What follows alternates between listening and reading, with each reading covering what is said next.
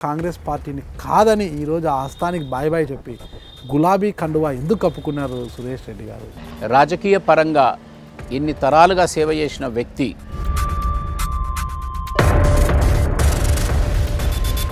ఇటీవల రాహుల్ గాంధీ గారు ఇక్కడ పర్యటనకు వచ్చారు. ఆయన దృష్టికి ఎందుకు తీసుకుపోలేదు? ఈ లాస్ట్ 4.5 years నేను చెప్పాను కదా, 2 మార్పులు జరిగాయి.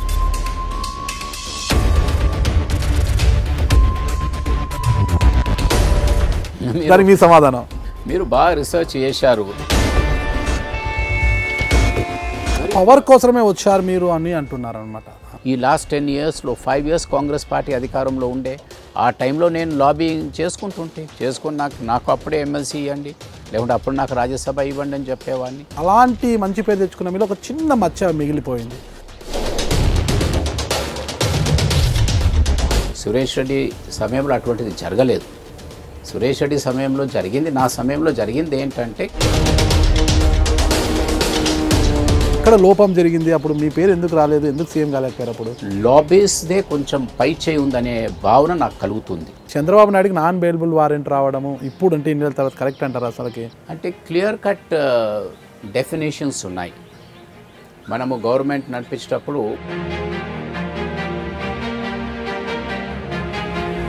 చంద్రబాబు నాయుడు బీజేపీతో దూరమైన తర్వాతనే ఇలాంటి సంఘటన జరిగింది అనేది అంటున్నారు. లేకుంటే ఒకవేళ నిజంగా కూడా అలా జరిగితే మరి కోర్టులో ఉన్న వ్యవస్థలో ఉన్న చట్టాలు ఏమిటి? అలాంటి రెడ్డి సమాజ వర్గానికి చెందిన సురేష్ రెడ్డి గారు వెలమల పార్టీగా పేరు వచ్చిన టీఆర్ఎస్లోకి వెళ్ళి ఏం సాధించాలనుకుంటారు? ఆయన మాట చెల్లుతుందంటారా అక్కడ అనేది? అలా కుదరదు. అక్కడ నా సామాజిక వర్గంలో కూడా ఎవరైనా పేదవాడు ఉండే ఇబ్బందులో ఉంటే నేను సేవ చేస్తాను. ఊర్లకు వెళ్ళి ముందుగానే వాళ్ళతో ప్రమాణాలు చేయించుకోవడము, మేము టీఆర్ఎస్కే ఓట్లు వేసాం ప్రమాణాలు చేయించుకోవడం కరెక్ట్ అంటారా? ఇప్పుడు మీరు అన్నారు, ఒక మంచి గోడపై రాశాడు, మా ఇంటికి రావద్దు, మీరు ఓటు అడగద్దు, 1, 2, 3 మీరు అమలు చేయలేదని. మరి దాన్ని కరెక్ట్ అంటారా? టీడీపీ కాంగ్రెస్ పొత్తు పెట్టుకోవడం ఏ విధంగా చూస్తారు మీరు? అంటే అవకాశవాద రాజకీయాలు ఈ స్థాయి దాకా పోయాయి అనేది చెప్పుకునటానికి ఇది ఒక ఉదాహరణ. అవకాశవాద రాజకీయాలకు ఇది ఒక నిదర్శనం అంటారా మీరు? 100% చాలా స్పష్టంగా కనిపిస్తుంది. ఇంతకంటే నిజంగా ప్రపంచమే ఆశ్చర్యపడే విధంగా ఉంది. తెలంగాణలోనూ అటు ఆంధ్రాలోను ఆంధ్రప్రదేశ్లోను జనసేన పార్టీ యొక్క ప్రాబల్యం ఎలా ఉండబోతుంది అంటున్నారు? But Pawan Kalyan is a very popular actor. But definitely in Andhra Pradesh is a man to reckon. ప్రజలు ఆ గుర్రం వైపే చూస్తున్నారు. Definitely is got a good chance అని నేను భావిస్తాను. 2019లో జగన్మోహన్ రెడ్డి గారు సీఎం అవుతారని మీరు భావిస్తున్నారా? ఫస్ట్ టైం మిస్ అయ్యాడు, బహుశా ఈసారి ఈ stands a good chance. Hi hello, నేను మీ నాగరాజ్ని. ఈరోజు మన ముందు ఉన్నారు ఉమ్మడి రాష్ట్రంలోనే అంటే ఒక గొప్ప స్పీకర్గా, అంటే ఎవరు మర్చిపోలేని రీతిలో తన హయాంలో తన పదవికి వన్నె తెచ్చారు. ఒక గొప్ప స్పీకర్గా కూడా పేరు తెచ్చుకున్నారు. ఆయనే ఉమ్మడి రాష్ట్రంలోని శాసనసభ స్పీకర్ కేఆర్కే సురేష్ రెడ్డి గారు. సో సురేష్ రెడ్డి గారి గురించి చెప్పాలంటే ఒక తెలంగాణలో రాష్ట్రంలో ఉమ్మడి రాష్ట్రంలో కూడా, అటు ఇప్పుడు 2 రాష్ట్రాలు విడిపోయినప్పటికీ కూడా 2 రాష్ట్రాల్లో కూడా సురేష్ రెడ్డి గారు అంటే ఓ స్పీకర్ గారా, ఎక్స్ స్పీకర్ గారా అని గుర్తు పెట్టుకుండే అంతలా ఆయన ఆ పదవికి వన్నె తెచ్చారు. అలాంటి సురేష్ రెడ్డి గారు నేడు టీఆర్ఎస్లోకి వెళ్ళిపోయారు. సో సురేష్ రెడ్డి గారు అంటేనే కాంగ్రెస్ అంటేనే సురేష్ రెడ్డి గారు, ఆ విధంగా ఉండేది ఆ సంబంధం ఆ కాంగ్రెస్ పార్టీలో. అలాంటి సురేష్ రెడ్డి గారు ఎందుకు ఈరోజు కాంగ్రెస్ పార్టీని వీడి గులాబీ కండువా కప్పుకోవాల్సి వచ్చింది? అందుకు దారి తీసిన కారణాలు ఏంటి అని పూర్తి వివరాలు తెలుసుకుంటాం. ఇప్పుడు ప్రస్తుతం మన వద్ద సురేష్ రెడ్డి గారు ఉన్నారు. నమస్తే sir, welcome to iDream media. Thank you Nagaraj గారు, always a pleasure to be here. Thank you sir. కాలం చాలా వేగంగా కరిగిపోతుంది సార్.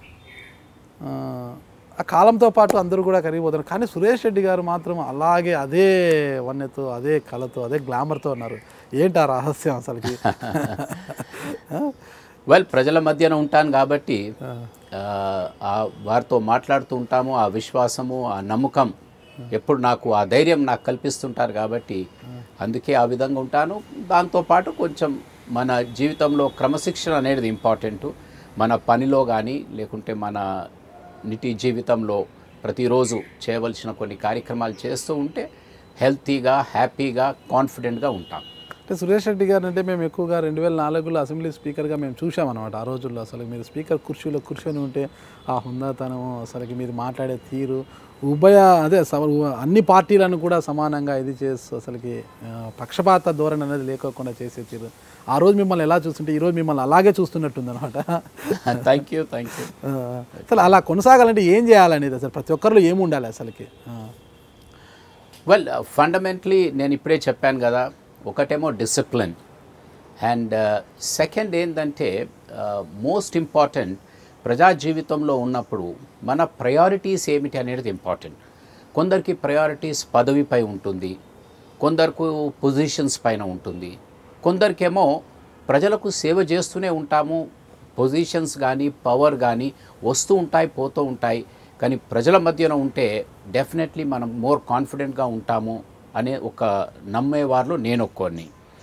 రెండవది, రాజకీయ పరంగా కూడా మనము కొన్ని ఎథిక్స్ మోరల్గా ఉంటే డెఫినెట్లీ ఆత్మవిశ్వాసం అనేది పెరుగుతూనే ఉంటుంది. లేకుంటే చూస్తున్నాం రాజకీయాలు, పెద్ద పెద్ద నాయకులు, పెద్ద పెద్ద వ్యాపారస్తులు, కోట్ల రూపాయల సంపాదన, పెద్ద పెద్ద పదవుల్లో ఉంటారు, కానీ వారి మనసులో ఎప్పుడు ఏదో బాధ ఉంటూనే ఉంటుంది. దానికి కారణం ఇదే. So fundamentally you have to discipline your self. ఆ డిసిప్లిన్గా ఉంటే డెఫినెట్లీ ఎక్కడున్నా, కుర్చీలో ఉన్నా, నిలబడ్డా, ప్రజల్లో ఉన్నా, ఇంట్లో ఉన్నా, ఆ ఆత్మవిశ్వాసం అనేది మన వెంట ఉంటుంది. ఒక చిన్న డౌట్ సార్, 1 year బ్యాక్ మిమ్మల్ని ఇంటర్వ్యూ చేసినప్పుడు అడగడానికి మర్చిపోయాను నేను. రాజశేఖర రెడ్డి గారు మరణం తర్వాత రోషయ్య గారు సీఎం అయ్యారు. రోషయ్య గారు 13 నెలల అనంతరము ఆయనను తర్వాత కిరణ్ కుమార్ రెడ్డి గారా, జైపాల్ రెడ్డి గారా అనే విధంగా పోటీ సాగింది. అయితే కిరణ్ కుమార్ రెడ్డి గారి స్థానంలో అప్పట్లో సురేష్ రెడ్డి గారే సీఎం కావాల్సిన వారు అయితే కొద్దిగా మిస్ అయింది అంటుంటారు. ఎందుకు అంటే మీకు ఏమన్నా ఎక్కడ లోపం జరిగింది? అప్పుడు మీ పేరు ఎందుకు రాలేదు? ఎందుకు సీఎం కాలేకపోయారు అప్పుడు? అంటే 2004లోనే మీరు స్పీకర్గా చేసిన తర్వాత మీ వాక్చాతుర్యాన్ని చూసి, మీ సమర్థతను చూసి సోనియా గాంధీ గారు కూడా అప్పట్లో మీ సమర్థతను మెచ్చుకున్నారు. సురేష్ రెడ్డి గారు మంచి స్పీకరు, ఈయనైతే అందరినీ కలుపుకొని పోగల నేతగా కూడా గుర్తింపు తెచ్చుకున్నారు కాంగ్రెస్ పార్టీలో. బట్ అందరూ కూడా ఆ తర్వాత సురేష్ రెడ్డి గారికి అవకాశం వస్తుంది అనుకున్నారు, అదే స్థాయిలో వచ్చింది కూడా బయట. ఒక్కసారిగా మీ పేరు పక్కన పెట్టేసారి 2 పేర్లే వచ్చాయి. ఏంటి కారణం? ఎక్కడ వైఫల్యం జరిగింది? వెల్, ఆ కారణాలు, ఈ రూమర్స్ నేను కూడా చాలా విన్నాను. గత 8 సంవత్సరాల నుంచి ప్రతి టీవీ ఛానల్లో ఇదే వస్తుంటుంది. ప్రజల మధ్యన వెళ్ళినా అంటుంటారు, ఢిల్లీ వెళ్ళినా ఈ వాదన వస్తుంది. దానికి బహుశా నేను సభాపతిగా ఉన్న సమయంలో మా అధిష్టానంతో మేడం గారి దగ్గర కానీ, రాహుల్జీ దగ్గర కానీ నేను కలవటం కానీ, వారితో ఇంటరాక్ట్ కావటం కానీ, కేంద్ర ప్రభుత్వంలో ఉన్న మంత్రులతో, ఉన్నత అధికారులతో, న్యాయస్థానంలో ఉన్న జడ్జెస్తో ఈ విధంగా ఒక మంచి వాతావరణాన్ని కల్పించడానికి నా పొజిషన్ ద్వారా నాకు అవకాశం వచ్చేది. అండ్ సరే, ఎన్నికల్లో గెలుస్తాం, ఓడిపోతాం, అప్పుడప్పుడు పార్టీలో కొందరికి గుర్తింపు వస్తుంది, కొందరికి గుర్తింపు రాదు. మరి నాకు బహుశా నా తరఫున నేను చేయవలసిన లాబింగ్ కానివ్వండి, లేకుంటే నేను చేయవలసిన కార్యక్రమాలు చేయలేకపోయానేమో, అందుకు నాకు బహుశా పొజిషన్ రాలేదు.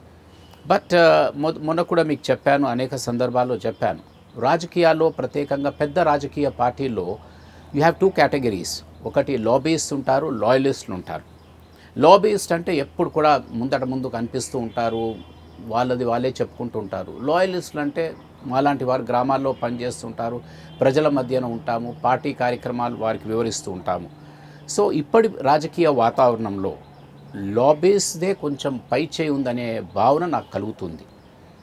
అఫ్కోర్స్ ప్రపంచమంతటా జరుగుతున్న వాతావరణము ఒక రాజకీయ పార్టీలనే ఇది ఉందనే మాట కాదు, బై అండ్ లార్జ్ ఈ ట్రెండ్ ఉంది. అయితే పార్టీ నాయకత్వం అనేది ఆ మెకానిజం పార్టీలో ఏ విధంగా పెట్టాలంటే, మీరు లాబీస్ని, లాయలిస్ట్ని ఇద్దరిని కూడా ఈక్వల్గా వారి వారి పొజిషన్ బట్టి, వారి వారి సేవలు బట్టి, వారి వారి తెలివితేటలు బట్టి పొజిషనింగ్ చేస్తే బాగుంటుంది. కాబట్టి నేను లాయలిస్ట్ని కాబట్టి వెనక బెంచ్లో మిగిలిపోయాను, అలాగే ఉండిపోయాను. మీరు లాబింగ్ అంటే నాకు ఒకటి గుర్తుకు వస్తుంది. సీఎం కుర్చీ అనేది పక్కన పెట్టేస్తే మీరు కాంగ్రెస్ పార్టీలో 4 సార్లు ఎమ్మెల్యేగా పనిచేశారు, ఒకసారి స్పీకర్గా, ఒకసారి పిఎస్సి చైర్మన్గా చేశారు. అలాంటి మీరు 4 పర్యాయాల్లో కూడా ఒక్కసారి కూడా మంత్రివర్గంలో ఎందుకు బర్త్ ఖరారు చేసుకోలేకపోయారు? అంటే లాబింగ్ చేయలేకపోయారా మీరు? మీకు అంత పేరున్న కాంగ్రెస్ పార్టీలో లాబింగ్ చేయకపోవడమే కారణం అంటారు మంత్రివర్గంలో చోటు దక్కకపోవడానికి? అంటే 4 టర్మ్లో మొదటి టర్మ్ నేను 27 సంవత్సరాలకు ఎమ్మెల్యే అయ్యాను. కాబట్టి అప్పుడు ఆ సామాజిక నిర్ణయాలతో ఒక యువకుడుగా నాకు అవకాశం రాలేకపోయేది, నాకేం ఇబ్బంది లేదు అప్పుడు. అయినా శాసనసభలో బాగా చురుగ్గా పనిచేశాను, ప్రతి డిబేట్లో నేను పార్టిసిపేట్ అయ్యాను. ఆ తర్వాత 2 టర్మ్లు అంటే 94 to 99, 99 to 2004 ఆ 2 టర్మ్లు కూడా అపోజిషన్లో అపోజిషన్లో ఉంటాం కాబట్టి మంత్రి అయ్యే స్కోపే లేదు. కానీ ఆ 10 సంవత్సరాలు కూడా అపోజిషన్లో కాంగ్రెస్ పార్టీ జెండాను బలంగా, కాంగ్రెస్ పార్టీ వాదన కానీ, అప్పుడున్న అధికార తెలుగుదేశం పార్టీని వారి ప్రజా వ్యతిరేక చర్యల్ని కానీ, కాంగ్రెస్ పార్టీకి టీడీపీకి ఉన్న వ్యత్యాసాన్ని, కాంగ్రెస్ పార్టీకి మంచి పేరు వచ్చే విధంగా అనేకమైన డిబేట్స్లో సభలో పార్టిసిపేట్ అయ్యాను. నన్ను ఎక్కువ మంది శాసనసభ స్పీకర్గా చూస్తూ ఉంటారు, మీరు అన్నట్టు ఇప్పుడే సురేష్ రెడ్డి అంటే స్పీకర్. కానీ స్పీకర్ కంటే నేను I was a wonderful opposition speaker. ఒక మంచి శాసనసభలో లౌడ్ స్పీకర్గా ఉంటాయి అపోజిషన్కి. ఎలాగంటే నేను చెప్పాను, గత అపోజిషన్లో ఉన్నప్పుడు బడ్జెట్ ప్రసంగాలు అనేవి చాలా ఇంపార్టెంట్.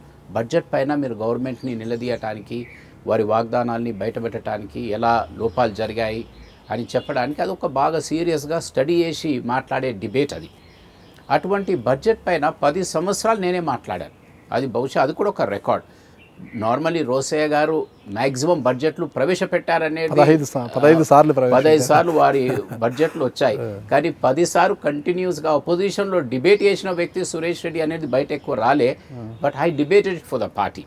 అందుకు ఈ 3 టర్మ్లు అయిపోయిన తర్వాత 4వ టర్మ్కి వచ్చే వరకు నేను కూడా బాగా కాన్ఫిడెంట్గా ఉంటే, ఒక సీనియర్ నాయకుడిని కాంగ్రెస్ పార్టీలో అపోజిషన్ పార్టీని మొత్తం క్యారీ చేసే దాంట్లో నాది ఎక్కువ రోల్ అసెంబ్లీలో ప్లే చేశాను. అటువంటి సమయంలో రాజశేఖర రెడ్డి గారు ఒక పవర్ఫుల్ ముఖ్యమంత్రి అయినప్పుడు డెఫినెట్లీ వారి క్యాబినెట్లో నేను ఇబ్బంది లేకుండా వెళ్ళిపోతాను అనుకున్నాను. అయితే ఆ రోజు నాకు ఫోన్ రాలేదు. నార్మలీ మంత్రి అయ్యే వారికి ఫోన్లు వస్తుంటాయి. నాకు ఫోన్ రానప్పుడే నాకు కొంచెం డౌట్ వచ్చేది, ఏంటి నన్ను ఎలా మర్చిపోయారని. తెల్లవారి మళ్ళీ మార్నింగ్ అప్పుడు రాజశేఖర రెడ్డి గారు నాకు మాట్లాడి చెప్పారు, మీకు డెఫినెట్లీ వేరే విధంగా యూటిలైజ్ చేస్తాం సర్వీసెస్ అని. అయితే అప్పుడే అర్థమైపోయాది నాకు, బహుశా నన్ను వేరే స్పీకరో ఇంకేదో అని అనుకుంటున్నారేమో అని. ఆ విధంగా నన్ను స్పీకర్ చేశారు. స్పీకర్ అయినప్పుడు కూడా స్పీకర్ పదవి నాగరాజ్ గారు అప్పటి వరకు it was not a very cherished post. అంటే అందరు కూడా అయ్యో నేనైతా స్పీకర్ ఎవరు కూడా అడగరు. సాధారణంగా ఒక పెద్ద మనిషికి రిటైర్మెంట్ ఏజ్ ఉన్న వాళ్ళకి వస్తుంది. నేను అప్పుడు 42 years కాబట్టి ఒక యువకుడిని ఆ టైంలో. బట్ నాకు స్పీకర్ రాగానే నా ప్రత్యర్థులు అనుకున్నారు, ఇక సురేష్ రెడ్డిది అయిపోయాది, స్పీకర్ అయ్యాడు, మూలకు పడ్డాడు అనుకున్నారు. కానీ ఒక యంగ్స్టర్గా ఉండి 15 సంవత్సరాలు శాసనసభ వ్యవహారాలపై చాలా పట్టుతో పనిచేశాను కాబట్టి ఆ స్పీకర్ కుర్చీలో కూర్చున్నప్పుడు ఐ వాస్ వెరీ కంఫర్టబుల్. కాబట్టి మీరు అన్నట్టు ఆ సభకు విజిబిలిటీ తీసుకొచ్చాం. పెద్ద పెద్ద నాయకులు చంద్రబాబు నాయుడు గారు, ఇటు రాజశేఖర రెడ్డి గారు ముఖ్యమంత్రి, ప్రతిపక్షం వీళ్ళంతున్న శాసనసభలో ప్రజా సమస్యల్ని పరిష్కరించడానికి మార్గాలు ఉంటాయని ప్రజల విశ్వాసం పెంచే విధంగా శాసనసభను నడిపించానని ఈ రోజు వరకు కూడా నాకు ఒక సంపూర్ణమైన ఒక విశ్వాసం, నమ్మకం, ధైర్యం నాలో ఉండిపోయాది. సరే రాజకీయ పరంగా ఎలక్షన్స్ వస్తాయి, ఓడిపోతారు, గెలుస్తారు. But at times I felt hurt. నేను 20 సంవత్సరాలు కంటిన్యూస్గా పనిచేశాను. ఆ తర్వాత నేను ఇబ్బందిలో పడ్డప్పుడు పార్టీ నన్ను కొంచెం చేయబట్టి కొంచెం లేస్తుంది అనుకున్నాను. కానీ ఆ సహాయం మళ్ళీ నాకే వదిలేశారు. స్పీకర్గా మంచి విజిబిలిటీ తీసుకొచ్చారు, అది బాగానే ఉంది సార్. అయితే ఒక చెప్పాలంటే పూర్తి స్థాయిలో తెలుగులో చెప్పాలంటే వన్నే తెచ్చారు, ఆ కుర్చీకి వన్నే తెచ్చారు. సురేష్ రెడ్డి గారు అంటే స్పీకర్, అసలు మంచి స్పీకర్, మంచి వాగ్దాటిని. కానీ అలాంటి మంచి పేరు తెచ్చుకున్న మీలో ఒక చిన్న మచ్చ మిగిలిపోయింది. అదే 2005లో ఐ థింక్ టీఆర్ఎస్ ఎమ్మెల్యేలు కొంతమంది కాంగ్రెస్ కండువాలు కప్పుకున్నారు. అయినా వాళ్ళని సస్పెండ్ చేయాలని ఎంత చేసినా కూడా స్పీకర్ గారు పట్టించుకోలేదు సురేష్ రెడ్డి గారు. అంటే మీరు ప్రతి అంశంలో కూడా అంత క్లీన్గా, అంత చట్టపరమైన అంశాలు, అసెంబ్లీ అటు రాజ్యాంగపరమైన అంశాలలో చాలా ముందుగా ఉండేవా మీరు ఎందుకు వారి విషయాల్లో చర్యలు తీసుకోలేకపోయారనేది ఒక వెలితైతే ఈ రోజుకి ఉందన్నమాట. లేదు, దట్స్ అ గుడ్ పాయింట్. ఎందుకంటే ఈ ప్రశ్న నాకు చాలా సందర్భాల్లో అడుగుతూనే ఉంటారు. ప్రజలకు కానీ ఇప్పుడు మీరు అడిగిన మీకు కూడా కానీ దాని యాక్చువల్ వాస్తవ పరిస్థితి పూర్తిగా అవగాహన జరగలేకపోయాదనేదే నాకు ఒక బాధ. ఎందుకంటే కండువాలు కప్పుకోలేరు ఎవరు కూడా. ఒక పార్టీ నుంచి గెలిచి ఇంకో పార్టీ కండువా కప్పుకొని అలాగే ఉండిపోయారనేది ప్రశ్ననే లేదు. సురేష్ రెడ్డి సమయంలో అటువంటిది జరగలేదు. సురేష్ రెడ్డి సమయంలో జరిగింది, నా సమయంలో జరిగింది ఏంటంటే కేవలం 10 మంది ఎమ్మెల్యేలు ఒక ఇండిపెండెంట్ అభ్యర్థికి 10 మంది టీఆర్ఎస్ ఎమ్మెల్యేలు ఒక ఇండిపెండెంట్ అభ్యర్థికి ఎమ్మెల్సీగా వారు ప్రపోజ్ చేశారంతే. ఆ ప్రపోజల్ కూడా తప్పు, పార్టీకి వ్యతిరేక చర్యగా ఉంటుంది అని మొట్టమొదటిసారి విప్కి డెఫినేషన్ ఇచ్చి తీర్పు ఇవ్వటం జరిగాది. అదే సమయంలో మీకు తెలుసు నాగేందర్ అప్పుడు తెలుగుదేశం నుంచి దానం నాగేందర్ గారు తెలుగుదేశం ఎమ్మెల్యేగా గెలిచారు. వారు రాజశేఖర రెడ్డి గారి క్యాబినెట్లో మంత్రి అవుతానని నేను దీంట్లో జాయిన్ అవుతానని అని భావించారు. కానీ ఆ రోజు ఒప్పుకోలేము మేము, ఎందుకంటే మీరు టీడీపీ నుంచి గెలిచారు, కాంగ్రెస్ పార్టీ మంత్రిమండలిలో మీరు జాయిన్ కావాలంటే రాజీనామా చేయండి, పోటీ చేయండి, గెలవండి, కాంగ్రెస్ పార్టీ నుంచి మీరు ఉండండి అని చెప్పడం జరిగేది. ఆ విధంగా జరిగేది. సో క్లారిటీ అనేది చాలా స్పష్టంగా ఇచ్చాను. ఏదైతే మీరు మచ్చ అన్నారో అది మచ్చ కాదు, కానీ అదొక జడ్జిమెంట్ ఇవ్వడానికి రాజ్యాంగంలో స్పష్టత లేకునుండే ఈ అంశంపై. బట్ నేను దానికి స్పష్టత ఇవ్వటం జరిగేది అప్పుడు. ఓకే, అంటే ఏ విధంగా ఇచ్చారు స్పష్టత ఏ విధంగా ఇచ్చానంటే విప్ అనేది ఈ చర్య అనేది బయట తీసుకున్నారు. బయట కూర్చొని ఒక ఎమ్మెల్యే ఇండిపెండెంట్ వ్యక్తికి సంతకాలు చేశారు. అది విప్ అనేది సభలోపే ఉంటుంది. సభలోపే విప్ ఇస్తే మీరు ఈ పార్టీ నిర్ణయం తీసుకుంది కాబట్టి మీరు ఇలా ఓటు చేయాలి, అలా ఓటు చేయాలి, సభలో జరుగుతున్న చర్యలకు ఎమ్మెల్సీ ఎలక్షన్ కానీ లేకుంటే మీరు బడ్జెట్ పైన కానీ ఒకవేళ పార్టీ సపోర్ట్ చేస్తున్నది అనుకోండి, మీరందరూ సపోర్ట్ చేయాలని విప్ ఇష్యూ చేస్తారు, లేకుంటే అపోజ్ చేస్తే అపోజ్ అనేది ఇట్లా హౌస్ లోపల జరుగుతుంది. ఎమ్మెల్సీ ఎలక్షన్కి ప్రపోజ్ చేయటంలో విప్ అనేది ఉండదు. But for the first time అంటే దాంట్లో రాజ్యాంగంలో స్పష్టత నా అభిప్రాయంలో స్పష్టత లేకుండే. But for the first time నేను జడ్జిమెంట్ ఇచ్చిన తర్వాత పార్టీ అనేది సుప్రీం ఉంటుంది. పార్టీని మీరు దాటి మీరు హౌస్ లోపల కానీ బయట కానీ పార్టీకి వ్యతిరేకంగా మీరు ఇటువంటి ఏ చర్యలు తీసుకున్నా అది పార్టీ వ్యతిరేక చర్యలకు పాల్పడ్డట్టు అవుతుంది. కాబట్టి మీరు డిస్క్వాలిఫై అవుతారు, మీ సభ్యత్వం రద్దు అవుతుంది అనేది దేశంలో అది ఒక మొట్టమొదటిసారి అటువంటి తీర్పు ఇవ్వటం జరిగేది. ఆ తీర్పు ఈ యాంటీ డిఫెక్షన్ చట్టానికి ఇంకా బలం కూర్చే విధంగా ఉంది. పోతే దానిపైన కొన్ని విమర్శలు వచ్చాయి. లేట్ అయింది, మీరు ఇట్లే చేశారు అట్లా చేశారనే మాట చెప్పారు. లేట్ అయిన దానికి కారణాలు కూడా వాళ్ళు డిలే అడిగారు, పోస్ట్పోన్మెంట్ అడిగారు, వీళ్ళు అడిగారు, దాంతో కొంచెం డిలే అయిన మాట వాస్తవమే. బట్ ద ఫ్యాక్ట్ ఇస్ ఒక మంచి ప్రెసిడెంట్ సెట్ చేశారు. పార్టీ సుప్రమసీ ఎలా ఉండాలి అనే దానికి నా తీర్పు రేపు రాబోయే ఈ యాంటీ డిఫెక్షన్ చట్టానికి బలం కూర్చే విధంగా ఇచ్చారు. Okay, thank you sir. ఒకసారి ఇది జనరలైజ్డ్ క్వశ్చన్ ఇది. ఓకే, మీరు ఎందుకంటే ఒక స్పీకర్గా పనిచేశారు కాబట్టి నేను కూడా తెలుసుకోవాలి దీని గురించి బాగా డెప్త్గా. ఒక స్పీకర్ అన్న తర్వాత ఆయనకు ఉండే అధికారాలు ఎలా ఉంటాయి అంటే హౌస్లో కుర్చీ మీద కూర్చున్నప్పుడు ఆ స్పీకర్కు ఉండే పవర్స్ ఏంటి, ఎలాంటి చర్యలు తీసుకోగలుగుతారు సభ్యుల మీద, ఆ స్పీకర్ ఆ హౌస్ను వదిలిపెట్టి అదే పక్కనే అంటే ఆ సెక్రటేరియట్లో కావచ్చు, అసెంబ్లీ లాబీలో కావచ్చు, ఆయన ఛాంబర్లోకి కూర్చున్నప్పుడు ఉన్న పవర్స్ ఎలా ఉంటాయి, మరి ఆ స్పీకర్ ఇంటికి వచ్చి రోడ్డు మీద ఉన్నప్పుడు ఎలాంటి పవర్స్ ఉంటాయి సార్? అసలు ప్రధానంగా స్పీకర్ ఒక గౌరవపదమైన పోస్ట్.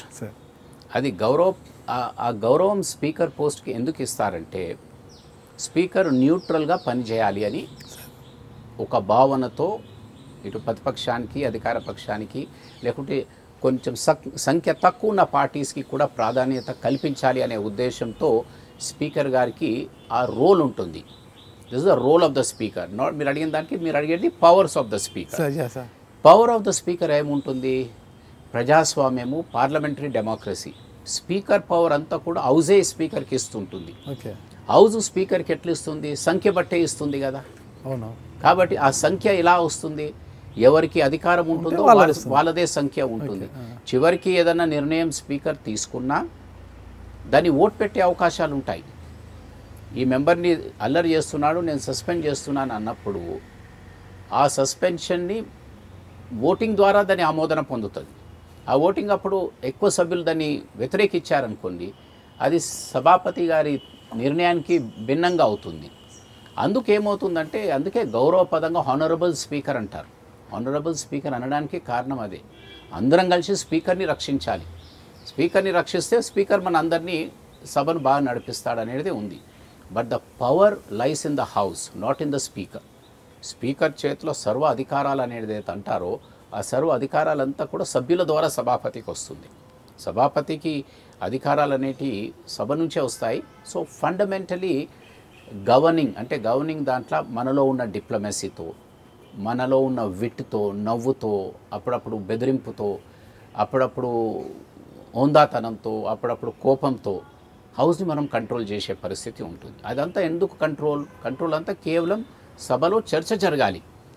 ఆ చర్చ ప్రభుత్వానికి అనుకూలంగా ఉంటుందా, ప్రతిపక్షానికి అనుకూలంగా ఉంటుందా, సభాపతికి సంబంధం ఉండదు. బట్ సభలో చర్చ జరుగుతూ ఉంటే డెఫినెట్లీ ఆ చర్చ ద్వారా ప్రభుత్వాన్ని చెప్పేది చెప్తారు, అపోజిషన్ ప్రభుత్వంలో ఉన్న అవకతవకల్ని చెప్పడానికి అవకాశం ఉంటుంది. చివరికి ప్రజలు మా సభలో ఇటువంటి చర్చ మా సంక్షేమం కొరకు జరుగుతుందని వినటానికి అవకాశాలు ఉంటాయి. సో దట్ ఈస్ హౌ ఆ స్పీకర్ హౌస్ నడుస్తూ ఉంటే ఈ విధంగా ప్రజలకు న్యాయం జరుగుతుందనే ఒక జనరల్ కాన్సెప్ట్తో పార్లమెంటరీ డెమోక్రసీలో మొదటి నుంచి కూడా ఈ విధంగా స్పీకర్కి ఆ గౌరవంగా ఉండేది. స్పీకరు హౌస్లో ఉన్నప్పుడు తీసుకునే చర్యలు ఉంటాయి సార్, అంటే సభ్యుల మీద వాళ్ళ మీద తీసుకునే చర్యలు ఉంటాయి, ఏమన్నా ఆదేశాలు జారీ చేసే అవకాశం ఉంటుంది. అదే స్పీకర్ కుర్చీ దిగి వచ్చి అసెంబ్లీ హాల్లో తన ఛాంబర్లోకి వెళ్ళి కూర్చున్నప్పుడు ఆ చర్యలు తీసుకునే పవర్ ఉంటుందా? ఇప్పుడు చర్యలు తీసుకునేటి సభలో జరిగిన సంఘటనపై సభాపతి సభలో తీసుకుంటాడు చర్యలు. ఓకే, ఎందుకు తీసుకుంటాడు? ఏదైనా సస్పెన్షన్ ఉన్నా, లేకుంటే సభ్యుడికి ఏదైనా వార్నింగ్ ఇవ్వాలన్నా, లేకుంటే సభ్యుడిని మీరు ఎక్స్పెల్ చేయాలన్నా, సస్పెండ్ చేయాలన్నా, ఇవన్నీ కూడా నేను ఇప్పుడే చెప్పాను కదా, సభాపతి హౌస్ మూడ్ చూసుకొనే నిర్ణయం తీసుకుంటాడు. ఎక్కువ సంఖ్య సభ్యులు ఇది కోరుకుంటున్నారని సభాపతి భావించి దాని ప్రకారంగా నిర్ణయం తీసుకుంటాడు. ఒకటి. రెండోది, అప్పుడప్పుడు సభ ఇబ్బందికరమైన పరిస్థితులు మారినప్పుడు గవర్నమెంట్ తరఫున ఎవరైతే లెజిస్లేటివ్ మంత్రి ఉంటారో వారు ఒక మోషన్ మూవ్ చేస్తాడు యాక్షన్ తీసుకోమని. ఇది సభ లోపల జరిగే చర్యలు. స్పీకర్ గారి చేంబర్లో ఏదైతే నిర్ణయాలు తీసుకుంటారో అది అప్పుడు అపోజిషన్ పార్టీసు, రూలింగ్ పార్టీ వాళ్ళంతా కూర్చుంటారు. అది బీఎస్సీ మీటింగ్ కావచ్చు, ఇంకా వేరే మీటింగ్స్ కావచ్చు, ఏది ఏమున్నా స్పీకర్ ఇండివిజువల్ నిర్ణయం అనేది ఎక్కడ తీసుకోరు. సభాపతి తీసుకునే నిర్ణయం కేవలం సభలోనే తీసుకుంటారు. సభను బాగా నడపటానికే ఏదైనా చర్యలు తీసుకోవాలంటే ప్రయారిటీ ఉంటుంది. ప్రభుత్వ నిర్ణయాలు, ప్రతిపక్ష నిర్ణయాలు అది వారికే వదిలేస్తారు. ఓకే సార్, ఇకపోతే మనము మీ కాంగ్రెస్ ప్రభుత్వ హయాంలోనే చంద్రబాబు నాయుడు గారు బాబ్లీ ప్రాజెక్ట్ పైన ఆందోళన చేయడం జరిగింది మహారాష్ట్రలో ధర్మపూర్ దగ్గర. ఇప్పుడు ప్రస్తుతం చంద్రబాబు నాయుడు గారికి నాన్ బెయిలబుల్ నోటీస్ వచ్చి ఆయనతో పాటు మరో 15 మందికి కూడా ఇచ్చారు. అందులో ఈరోజు టీఆర్ఎస్కి సంబంధించిన వాళ్ళు ఉన్నారు, కాంగ్రెస్లో వాళ్ళు ఉన్నారు, టీడీపీలో వాళ్ళు ఉన్నారు. ఇదంతా కూడా ఏ విధంగా చూసి చంద్రబాబు నాయుడుకి నాన్ బెయిలబుల్ వారెంట్ రావడము ఇప్పుడు అంటే ఇన్ని నెలల తర్వాత కరెక్ట్ అంటారు అసలుకి? అంటే ఆయన ఉమ్మడి రాష్ట్రంలో ముఖ్యమంత్రిగా పనిచేశారు కదా, దాని గురించి ఏమంటారు మీరు అసలు? అంటే క్లియర్ కట్ డెఫినేషన్స్ ఉన్నాయి. మనము గవర్నమెంట్ నడిపించేటప్పుడు ముఖ్యమంత్రిగా ఉంటాము, ప్రతిపక్షంలో ఉన్నప్పుడు ప్రతిపక్ష నాయకుడిగా మన పాత్ర పోషిస్తూ ఉంటాము. ఇవన్నీ కూడా పొలిటికల్ కెరియర్లో సాధారణంగా ప్రజానాయకులు చేసే చర్యలే. ఇది ఆ రోజు బాబ్లీ కొరకు చంద్రబాబు నాయుడు గారు చేపట్టిన ఉద్యమం బహుశా తెలంగాణ ప్రాంతంలో శ్రీరామ్ సాగర్ ప్రాజెక్ట్కి సంబంధం ఉన్న అంశంపై వారు యాక్షన్ తీసుకున్నారు. మహారాష్ట్రలో ధర్నా చేస్తున్నారు కాబట్టి అక్కడున్న ప్రభుత్వం చట్టపరమైన చర్యలు తీసుకునే బాధ్యత వారిపై ఉంటుంది, వారు తీసుకున్నారు. మ్యాటర్ కోర్టుకు పోయాది. ఇప్పుడు కోర్టులో ఉంది అంశం. కోర్టు నుంచి నోటీసెస్ వచ్చాయి. నోటీసెస్ వచ్చే దానికి నాన్ బెయిలబుల్ వారెంట్ అనేది ప్రత్యేకంగా చంద్రబాబు నాయుడు గారు కొరకే పెట్టారంటే అది తప్పు అవుతుంది.